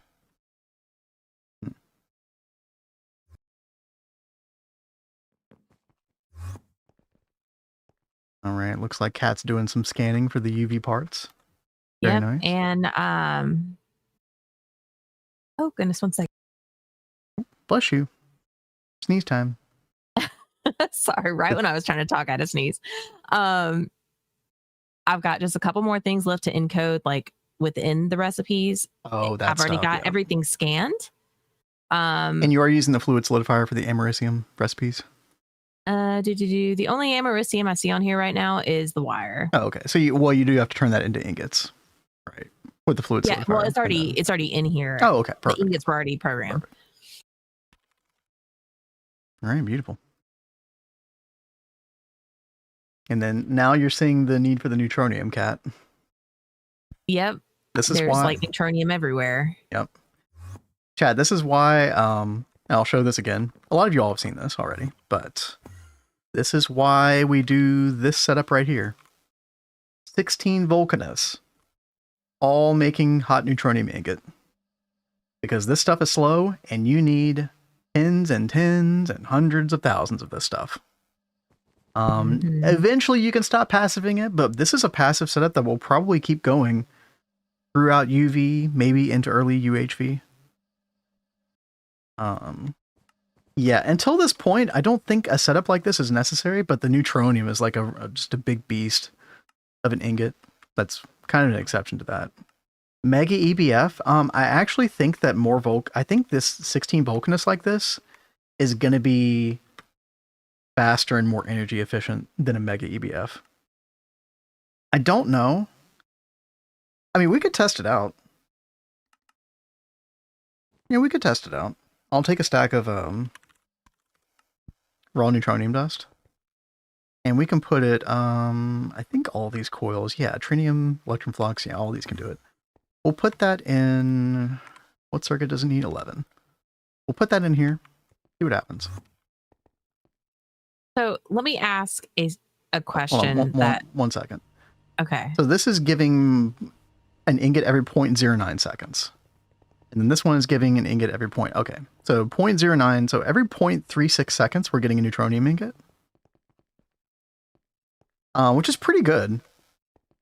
So I think each one of our Vulcanus was every 0.01 second, which it like adds up to 0.16. So, I mean, I think you're theoretically right. I think the EBF, I don't know if it's like from an energy cost standpoint, if it's more efficient. Probably not. Yeah, because this is using like a total of 64 amps of ZPM for 0.09, whereas this is using 4 amps for 0.01. So this is more efficient for like a long-term passive setup. But you could do Mega EBF as well. You definitely could. So, yo, Kat, what up?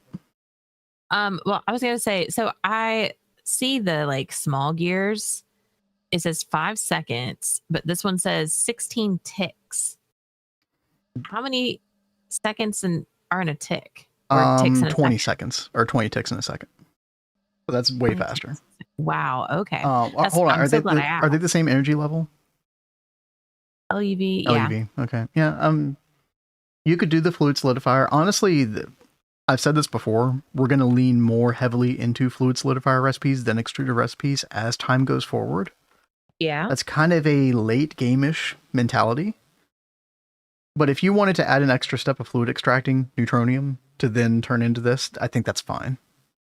Okay. Yeah, it's like there's quite a few of these that you really need. It's way more efficient to do them with fluid. But then, of course, you're having to fluid extract, which is an extra step that wouldn't be there otherwise. But it's fine. Yeah, I think it is fine. Yeah. By the way, our fluid extractors, I haven't looked at these in a while. Oh, dude, we're still using HV solenoid on this. It's kind of crazy. Yeah, we should definitely upgrade this. What do we have available? What's up? Is it easy for you to do a swap with the new matter manipulator now? It's literally only like 7 blocks, so it's not even like a big deal either way. What's the best solenoid we can make? I guess ZPM, right? Oh, we do need a... Oh, these are like recursive with their scanning. We need an LUV version, which needs an IV version to scan. Okay. Now we could do this real quick. We need 1 IV solenoid to scan. Then do the LUV. Yeah, let's do that. Why not? And 540K SP coolant is the only thing we can use, which is fine. Able to fuse your neutronium yet? Fuse your neutronium? Wait, what does that mean? I'm drawing a blank. Cheese. And yo, Redwall, what's up? Hey you. Fancy seeing you here. How you doing? We'll go ahead and put this in. Ass line. Oh my god. What's wrong? Looking at how many renames I'm gonna have to do on this. No. Remember there's just one slot, so it'll just carry over automatically. Yeah. Thank God. Okay. Yeah, when you see a stack of 64 anything in the ass line, you can just ignore it. It's fine. Okay.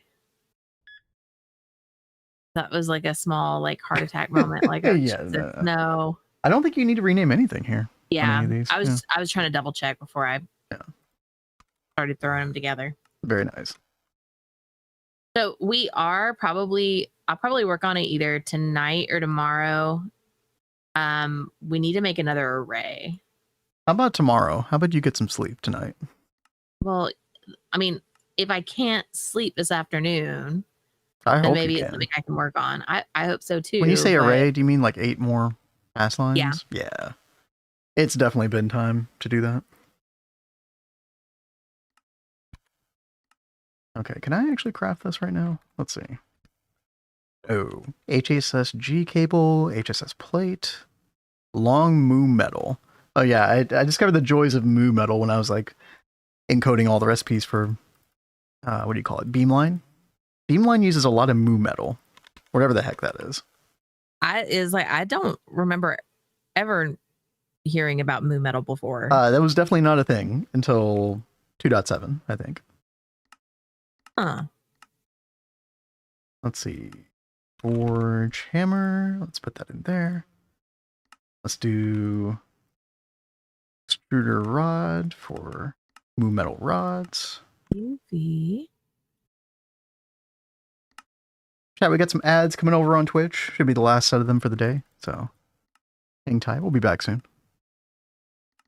Just doing some recipe encoding. Not too much here. Well, now I'm starting to call things up. Oh, shit. Well, y'all better hurry through those ads then. Doing good. Back to playing GTH since semester's over. Dude, I bet that's going to be the case for a lot of people in late December. Yeah. Go right on. Where are you in your GTH playthrough?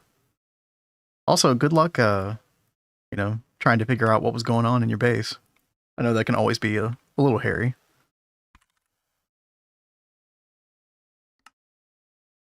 Let's see. I need more pattern capacity in the vending machine. Didn't take too terrible to make. What's not too terrible? The UV parts? Yeah. The Americium is probably going to be the big sticking point ultimately. But as long as we keep up with it, like order some regularly in the system from the Compact Mark II, we should be in good shape.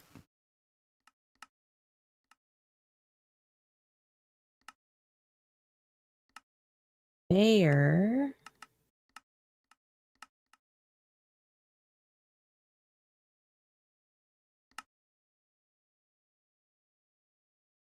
Almost a NASA workbench. Oh, hell yeah. Yeah, Ruckus just got to the moon the other day. Sounds like you're going to get to the moon soon. Big plays. I've had a problem with the circuit assembler eating circuits and not outputting them. That's really weird. Is your output bus ME online? That'd be the first thing I'd check. We actually had that exact problem with one of our mega blast furnaces yesterday.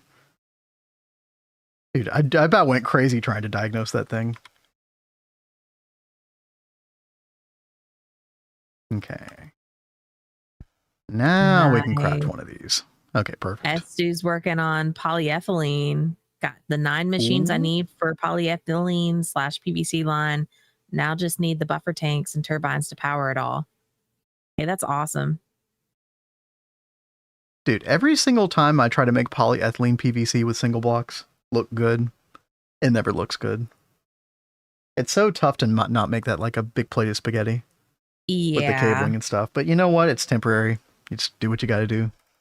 At least we were able to like hide it in the wall. Yeah, I like putting it in the wall. Yeah. Although that does make it more difficult in a way than doing it like horizontally, but yeah.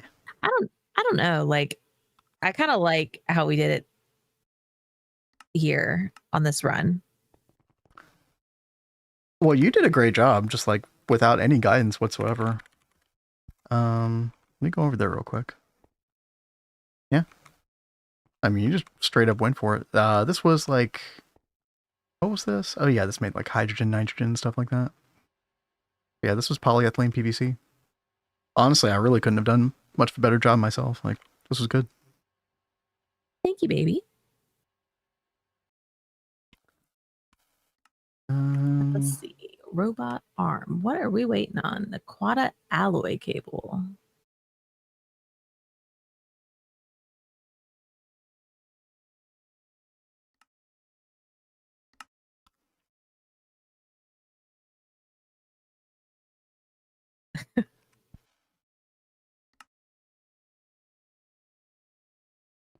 Well, I've got everything but the robot arm made.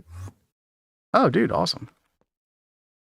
It's just waiting on, I guess, the HSSG cable to cook for the solenoid. That was my bad. I think I messed up a recipe in this.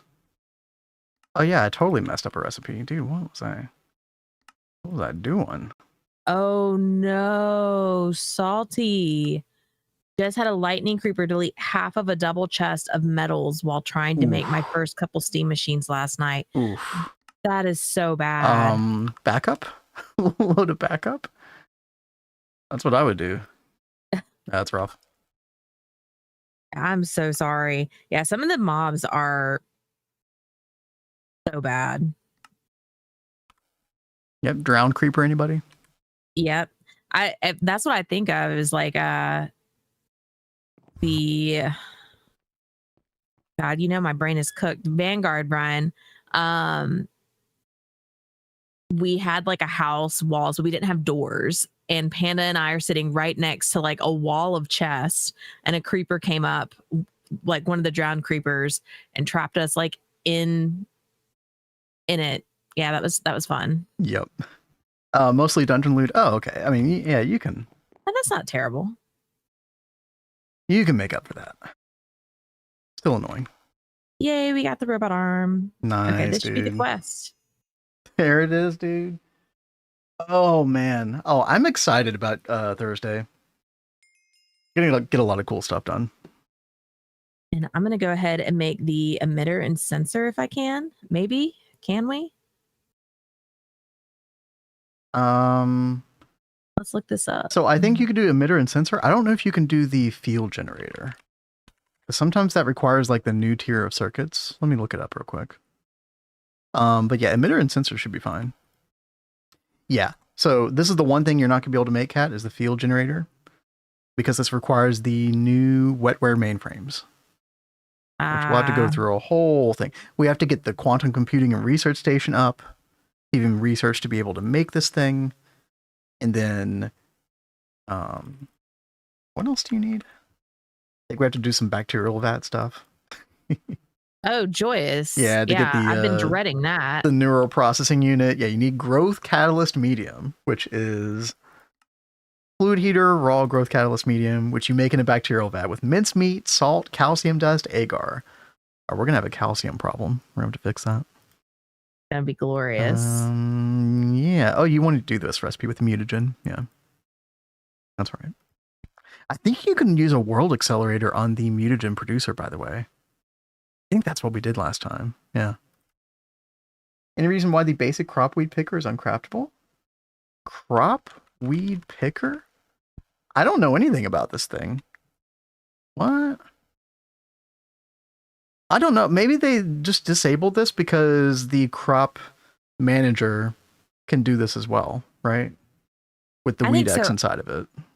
I was looking at that when we were doing the GATA run, and it wouldn't even show it in that either. Yeah.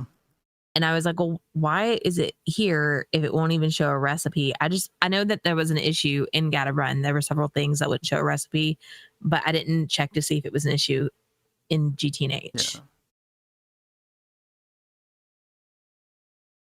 I want to start CropBot so bad. Dude, CropBot is so good. It takes a while to get to it, but it's amazing when you do. I mean, you're almost there, Ruckus. Let's see.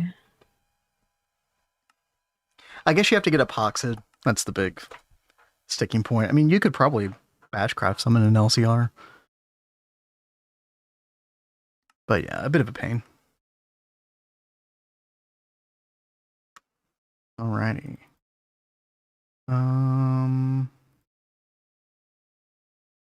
Did I get the data stick that I need? The emitter. Yes, we did. Okay. Trying to make the ZPM solenoids to make our fluid extractors better. Actually, let me... If I can just craft these up. Double Naquata alloy plate and then the 1080K SP coolant. Okay. That is fine. Let's get that going real quick. That's going to be circuit 2 bending machine. And then 1080K SP coolant. I think we do fluid canner super coolant. Speaking of fluid canner, we got our new twist-based fluid canner. Yeah, chat, anybody just coming in? We did spend the first half of the stream doing this, our new twist-based cave. We got the fluid canner, the item canner, which are like insanely fast. Scavenger, which is doing good work for us with our ore proc. This is a sifter. And we're just giving them 64 amps of ZPM right now. Like, not a crazy amount for us, but they're barely on, honestly. And then we got this thing right here, dehydrator, which really helps us making new coils, actually. Starting with the trinium, so yeah.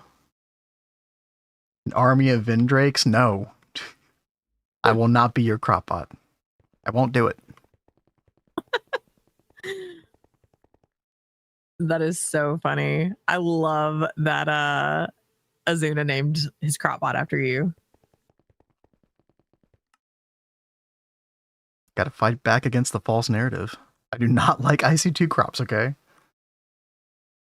Hey, well, you know, I think a lot of people associate spiders with me. So let's torture Ven a little bit more. Everyone name your crop bots wow. for Ven.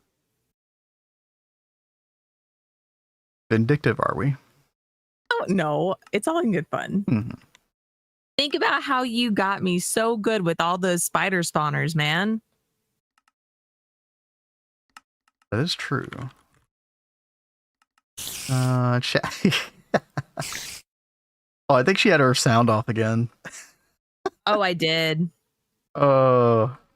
Yeah, because you started playing some kind of music or something, and it was like killing my head. Yeah, scammed. Well, you made me laugh All at right, least. guys. Honestly, if I were cat, I'd leave my sound off.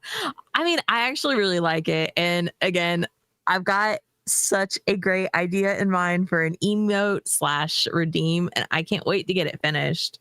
I keep talking about it with Ven too. Like, we're gonna do because I'm a chicken, we're gonna do the Danny mascot, but wearing a chicken costume, and then I'm gonna have a sound of me doing a bagok noise. I can't do it like on the fly, especially right now with a headache, but I'm gonna record it. It's gonna be hilarious. Let's see. Salty says, any chance you could point me towards the twist-based quest book chapter? I was meaning to ask, but wanted to check if it was in there by default at first. It's not in there by default. Let me find the link for you real quick. You can also find the link in Edidia's Discord, but I'll go ahead and grab it. Let's see. Let's see. YouTube chat. Boom. There you go. Pretty straightforward to install as well. Okay, I got an extra interface for Press Circuit 2. Pattern capacity cards. There we go. Yeah, no problem. It's really difficult to know like what is coming in TwistSpace if you don't have that quest page. We did make a spreadsheet that had them like ordered via tier, but I mean, this visualization is so much better. Really great work. Oh, dude, I guess we should like click the checkbox for UV on the TwistSpace. TwistSpace quest page, yeah. So we're able to make the hyperthermal convector heat exchanger heat cooler. Interesting. This thing right here. Neat. Okay. What else can we make? Fluid heater. This actually might be really good for the growth medium for circuits that I was just looking at earlier. Yeah. This might be one of the first multis that we make from Twist Space in this tier. Core device of human power. That looks interesting. Yes. How does it look at other tiers? You know what? I always forget to do the other tiers. It looks like it's the same. It's just glass and coils. Okay. Yeah. I should always check that though. Good call. We definitely want this mass raider. This for ore proc is going to be huge. Nice. Yeah. That might be the first thing we make, actually. Yeah, that'll be really, really good. Yeah. And you know the funny thing, chat? Like, these are so good. I don't even know if you do end up moving to integrated ore factory in HV or not. I'm not sure. Sorry, go ahead, Kat. I was like, I feel like our mass raiders aren't enough sometimes in ore proc. They are prone to be the biggest bottleneck for like anybody's ore proc in general. Yeah. Let's see. Liquid. Oops. Okay. 14 solenoids. There we go. Are you crafting a cosmic neutronium ingot? Yes, I am. Oh, snap. Okay. Hey there, Nimse. How you doing? How long is that gonna take? I don't think it'll be bad. So across all 4 MEBF, it's like 1 ingot a second. That's not terrible. Now, the one problem, and I was wondering about this, is it needs flux electrum. So is it smart enough to go into only the flux electrum? It is. Okay. And Nimse, thank you for the 2 months. Thank you. What up? Yippee, forgot my Prime Renault XD. Well, hell yeah. Kat and I very much appreciate it. Thank you. Yeah, we probably should just move all these to Electrum Flux. And what we can do, Kat, I was talking about this before, if we want to, we can, thank you for the gift to Ruckus. Oh, wow. Yeah, thank you very much.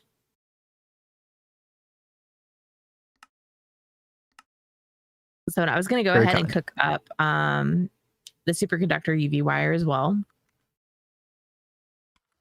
Cool.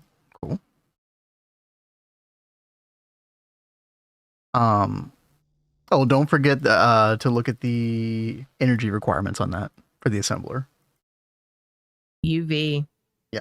So it needs to go in the LSAA. Yeah. Yeah. Okay, that's fine. And we probably don't have a circuit 9 in there yet. I was just about to say, let me check, see if we have a circuit 9. Yep. Kat is on it. And by the way, chat, and Kat, I was talking about the trinium coils. Like, if we ever replace these other trinium coils as well, we can recycle these. And the main reason you would want to recycle these is the foil, right? Yeah. Because this stuff is kind of expensive. We still have that other vacuum furnace that we need to make. No, it's true. I mean, we might find other uses for it, but for like 1,600 or 1,700 of these things, like, I don't know. Yeah, that's a lot. So yeah, we very well might arc furnace recycle these. You guys preparing for UV? We are in UV. Yeah, we just got there. Yep, we did tier 4 waterline. I mean, all the twist multis came together pretty easily, and yeah. Right after we finished waterline, I made the machine hull. Then I made all of the parts, and then I've got the emitter sensor as well. We can't do the field generator. I'm working on cooking up the cosmic neutronium right now, and then I'm starting to work on the UV superconductors. And then I guess we need to figure out what we want to do next. Probably call it a day today, actually. I know you need to get some rest and rest your head and stuff.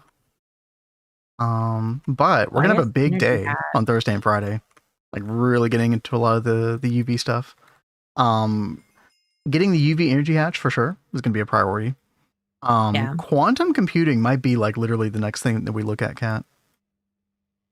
Okay. Because we're gonna need the research station for a couple different things, and that's already bottlenecking us on was it the personal healing nano booster? Yeah, I think it was because I couldn't make this advanced containment unit. Wait, no.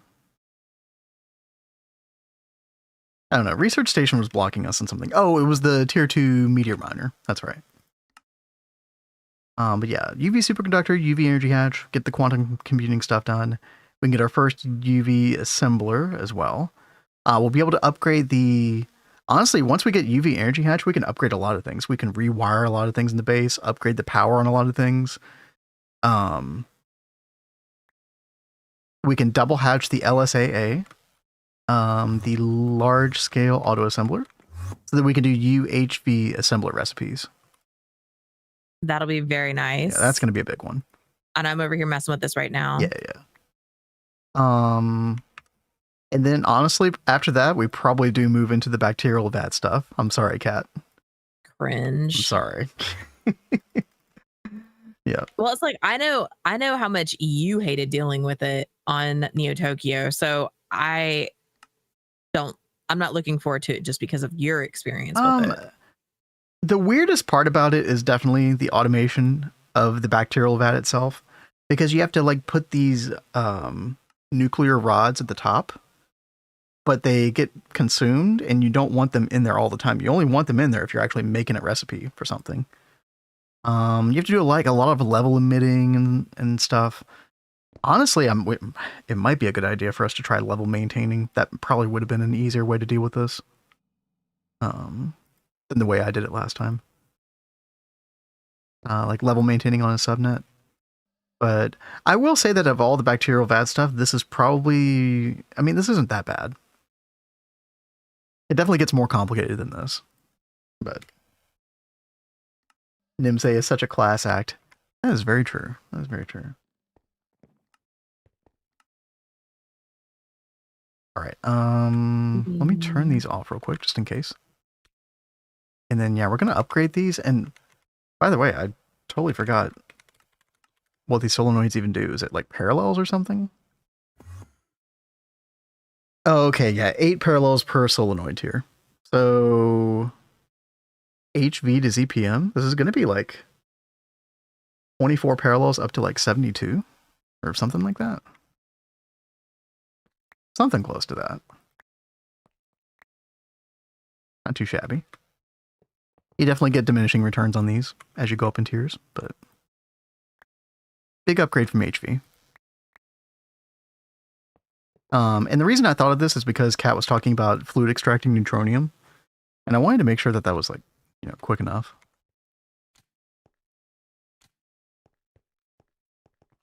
All right. Andreas and Miriam, Europium, Osborne. Okay, cool. Oh, yeah, for UV I'm really superconductor. excited. I can't believe we're already doing UV stuff. Like, I didn't expect us to get into any UV stuff until Thursday. Well, I didn't expect the twist multis to go by so fast. Like, we set those 3 up very quickly. And I mean, mainly because of all the prep you did beforehand. So. Yeah, as I'll say, I guess it really helps having everything cooked up beforehand. Let's see, how bad is this UV superconductor base dust? 126 seconds at LUV, electron flux. Yeah. I can't wait till we get Xenon chat. We'll definitely get Xenon going once we get the Mega Apiary. And I guess speaking of the Mega Apiary, I mean, we can go ahead and like take a look. See what's involved with that. I know it was UV, but I forget otherwise. This thing right here, chat, if you've never seen this before, you can basically put like, based on the tier and the number of energy hatches you have in it, determines like how many queens you can put in here. And yeah, 1 LUV amp per queen. So you end up putting hundreds, if not thousands, in here at a certain point. In the space elevator B components. Are you talking about the space apiary for Twist?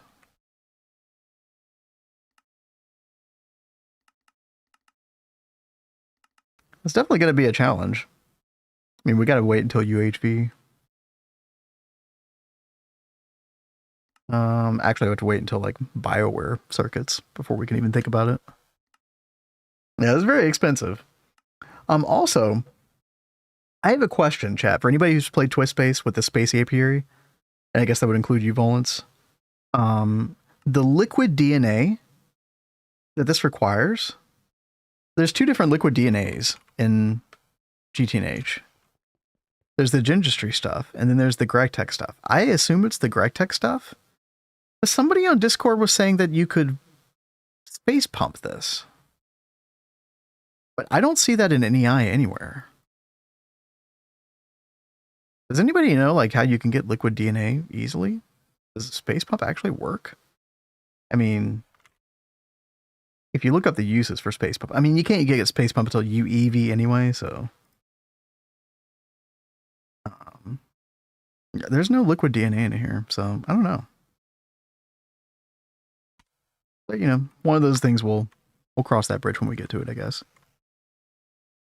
Are these on? Yeah, these are on. Okay. Very cool. Kat, what are you looking at right now? Well, right now I am over here renaming wire mill stuff real fast. I'm cleaning up the naming scheme just a tidge. Yay. Thank you. You're welcome. I mean, Mega Apiary is going to be very good until we can get that, for sure.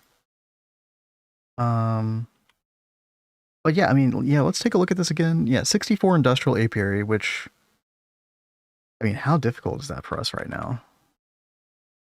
Probably one of the weirder parts of it, right? Oh no, cotton. Not cotton. Oh, hell.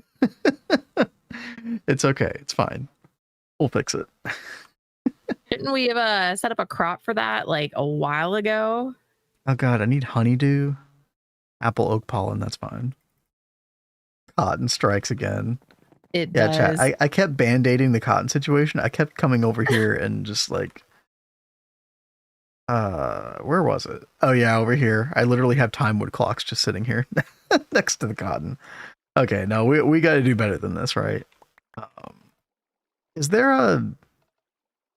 So it's the Natura cotton that we need. Is there a IC2 crop or something for this? I think so. I don't know if it's Natura, but it is. Cotton. You can put cotton on IC2 crops.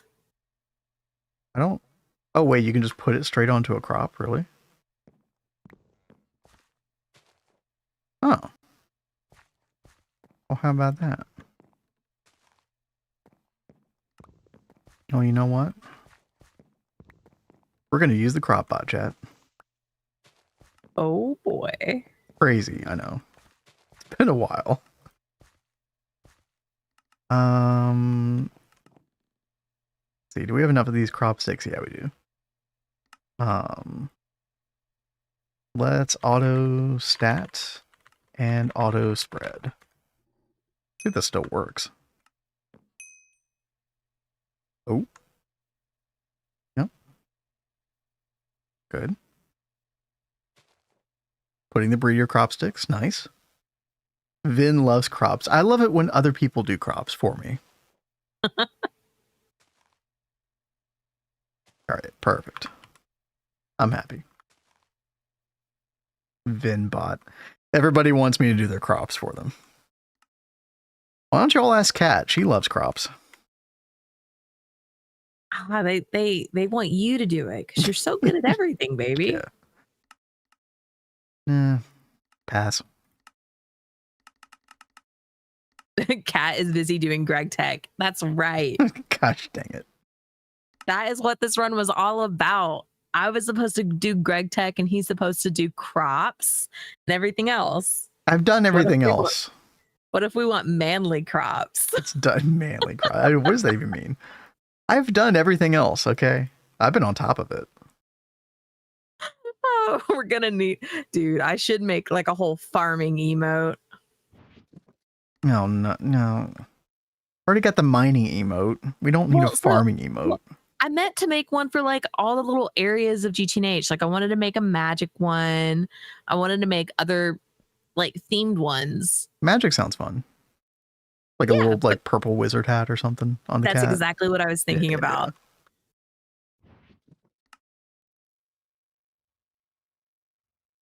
Then hanging perilously in the air, hoisted by his own petard. Okay, dude. What a dramatic retelling of reality. Okay. Where is this? Oh yeah, Chad, at some point we have to figure out like when we want to go to the cheaper circuits, like cheaper quantum processors.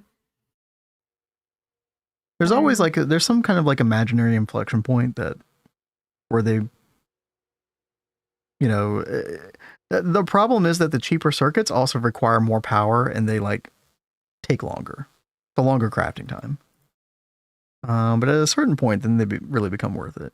Yeah, see, these are ZPM 30 seconds, and then these are IV 60 seconds, which I guess is LUV 15 seconds, which is like ZPM 3.75 seconds. So it's 3.75 seconds versus 30 seconds. Like, not worth it, but then like maybe a tier or two from now, then we move to this. I mean, we're probably also want to move away from quantums entirely eventually. Just use crystal processor for ZPM, but I don't know. Yeah, what's up, Kraylin? Do thirsty tanks auto output? No, you got to put like a tank, like a normal GregTech tank next to it or something, and then just have a pump set to import.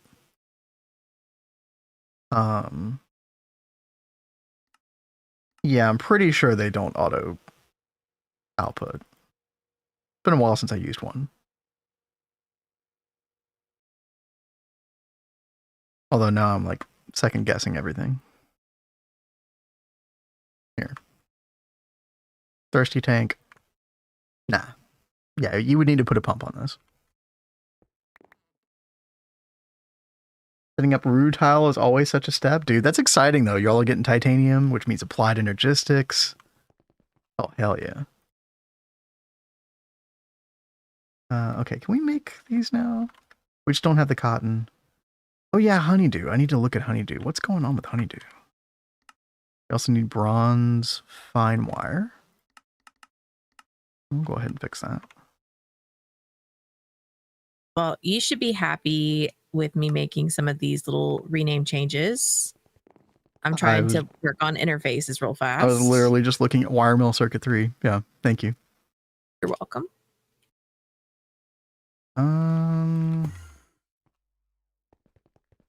Yeah, what's going on with honeydew? Are we actually using honeydew for anything? Shouldn't be.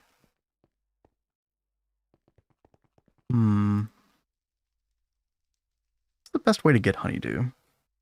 Dripping comb. Yeah, it looks like dripping comb.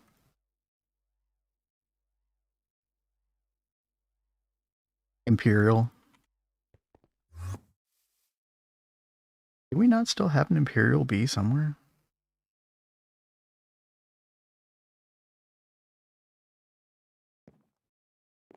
Huh. Looks like we don't. Okay. We have one here. We do. Okay, that's where it went. Okay, we can use this. Okay,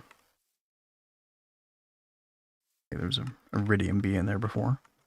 These have power. Yes, they do.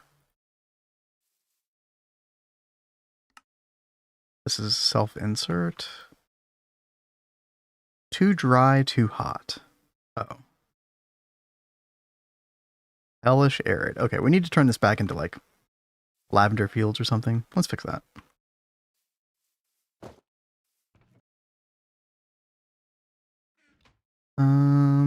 Lavender fields would be like plains or something. I mean, we don't need, I mean, a lot of things we could use, but I know lavender fields is normal, so yeah, we'll just go back to that. There we go. And then grab all this.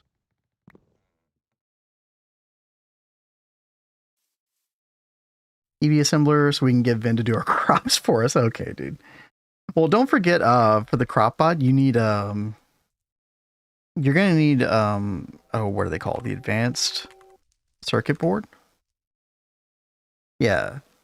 Which requires epoxy circuit board. So you're gonna need to make epoxid sheet.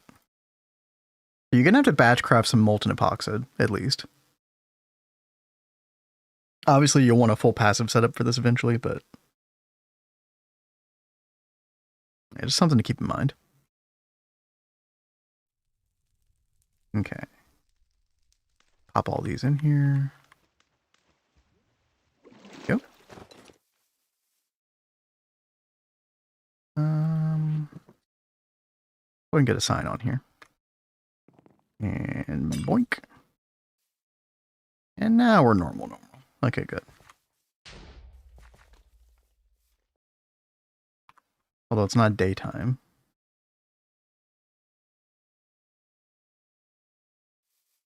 I should fix this.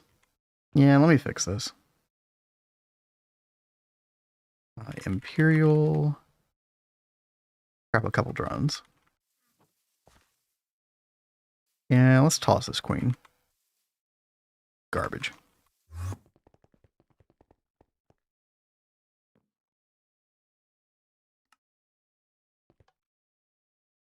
And this way we don't have to deal with the drones either. Yeah. How you doing, Kat? You're good. I'm just going ahead and going through and trying to clean up our interface stuff. Yeah, as soon as I finish this, we'll probably like call it a day as well. It's been very productive. Yeah, we have. I'm renaming things a little bit better, kind of like a compromise for us. And then on like these old single block machines that we don't use, I'm just going and hiding their interfaces. Yeah, I mean, it also just tear it down. They're not being used. Yeah. I feel that. It's like if we need the space, then I'll tear it down. But until then, it can just stay. That's fair. I like keeping things for posterity, but yeah, I do, and you know I do too. Yeah. Yeah. All right, there we go, Chad. And this time, on this playthrough, I'm not going around and messing with old setups like I was. Remember, I was trying to use Steam.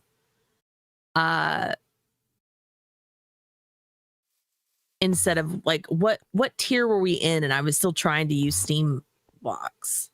And they weren't even multi-blocks. They were just like normal Steam blocks. I don't know. I guess I chose to forget that knowledge. I think we even have a clip of it because you ended up like marking the area off with like caution stuff to be like, and put signs on it like cats do not use these machines.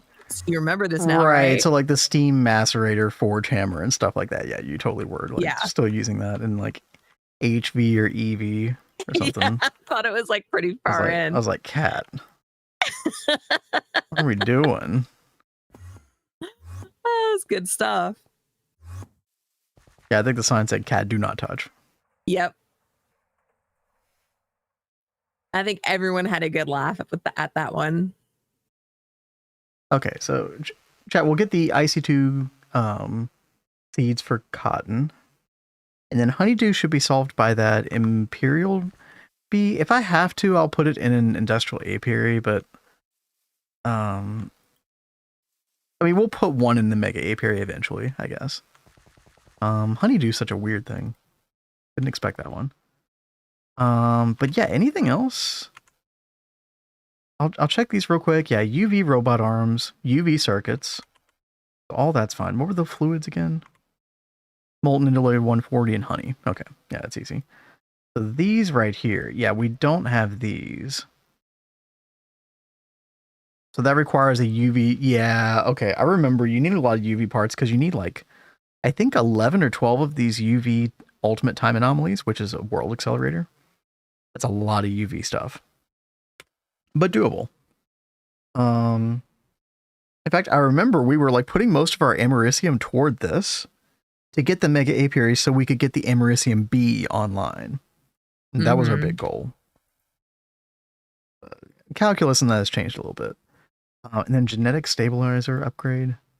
What is this? Yeah, genetics processor. Okay, yeah, none of that is that bad. Okay. Integrated CPU. Okay. So yeah, Mega Apiary is, dude, unironically, it's possible I could make that on Thursday or Friday. And we got to figure out where we want to put it. Oh, Cat's getting the superconductor. Let's go. Yep. Nice. First of many. Many. Yes. But yeah, chat, I was thinking about, I mean, we'll have 2 Mega Apiaries ultimately. I was thinking about putting them both like right here on the outside. Just something to do with this like field of space here. I think that would be fine. First ever Transformer, 0 booms. Congrats. That is so nice. Now you just got to do that like 10,000 more times without an explosion. More times. And then you'll be good.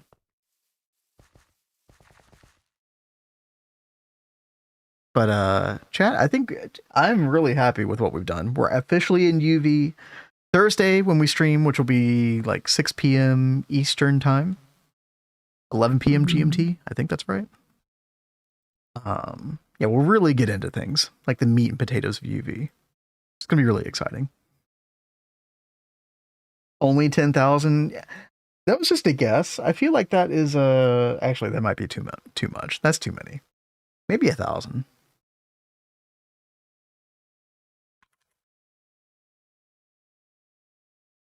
I don't know. Something like that. Chat, I need to send you all somewhere. And I did see Shiny Bucket earlier, who was still streaming. Yeah. So let's go over there. Hardcore World 3, Stream 2. Hardcore runs. Looks like he's got a Tinker's Construct Smeltery with some broken glass and some stuff. Yeah, go give Shiny some love. Shiny used to be on the Hive run with Adidia and Tell and some other people. Shiny's a cool dude, so. Yeah, he's pretty cool. Go say hey, and we'll catch y'all later. Oh, Shmev, hi. Hi and Hey, bye. Trev. Sorry about that. It's good to see you, though. Thanks for streaming, even though I was late. Yo, good to see you as well, Kraylin. And thank you, everybody else. Thank you for the new followers. Probably from Potato Stream. Appreciate y'all. Yeah, thank y'all so much. Yep. And we will see you all on Thursday. Yeah, Thursday, 6 p.m. Eastern. Until then, y'all have a good day. Stay safe. Bye, guys. This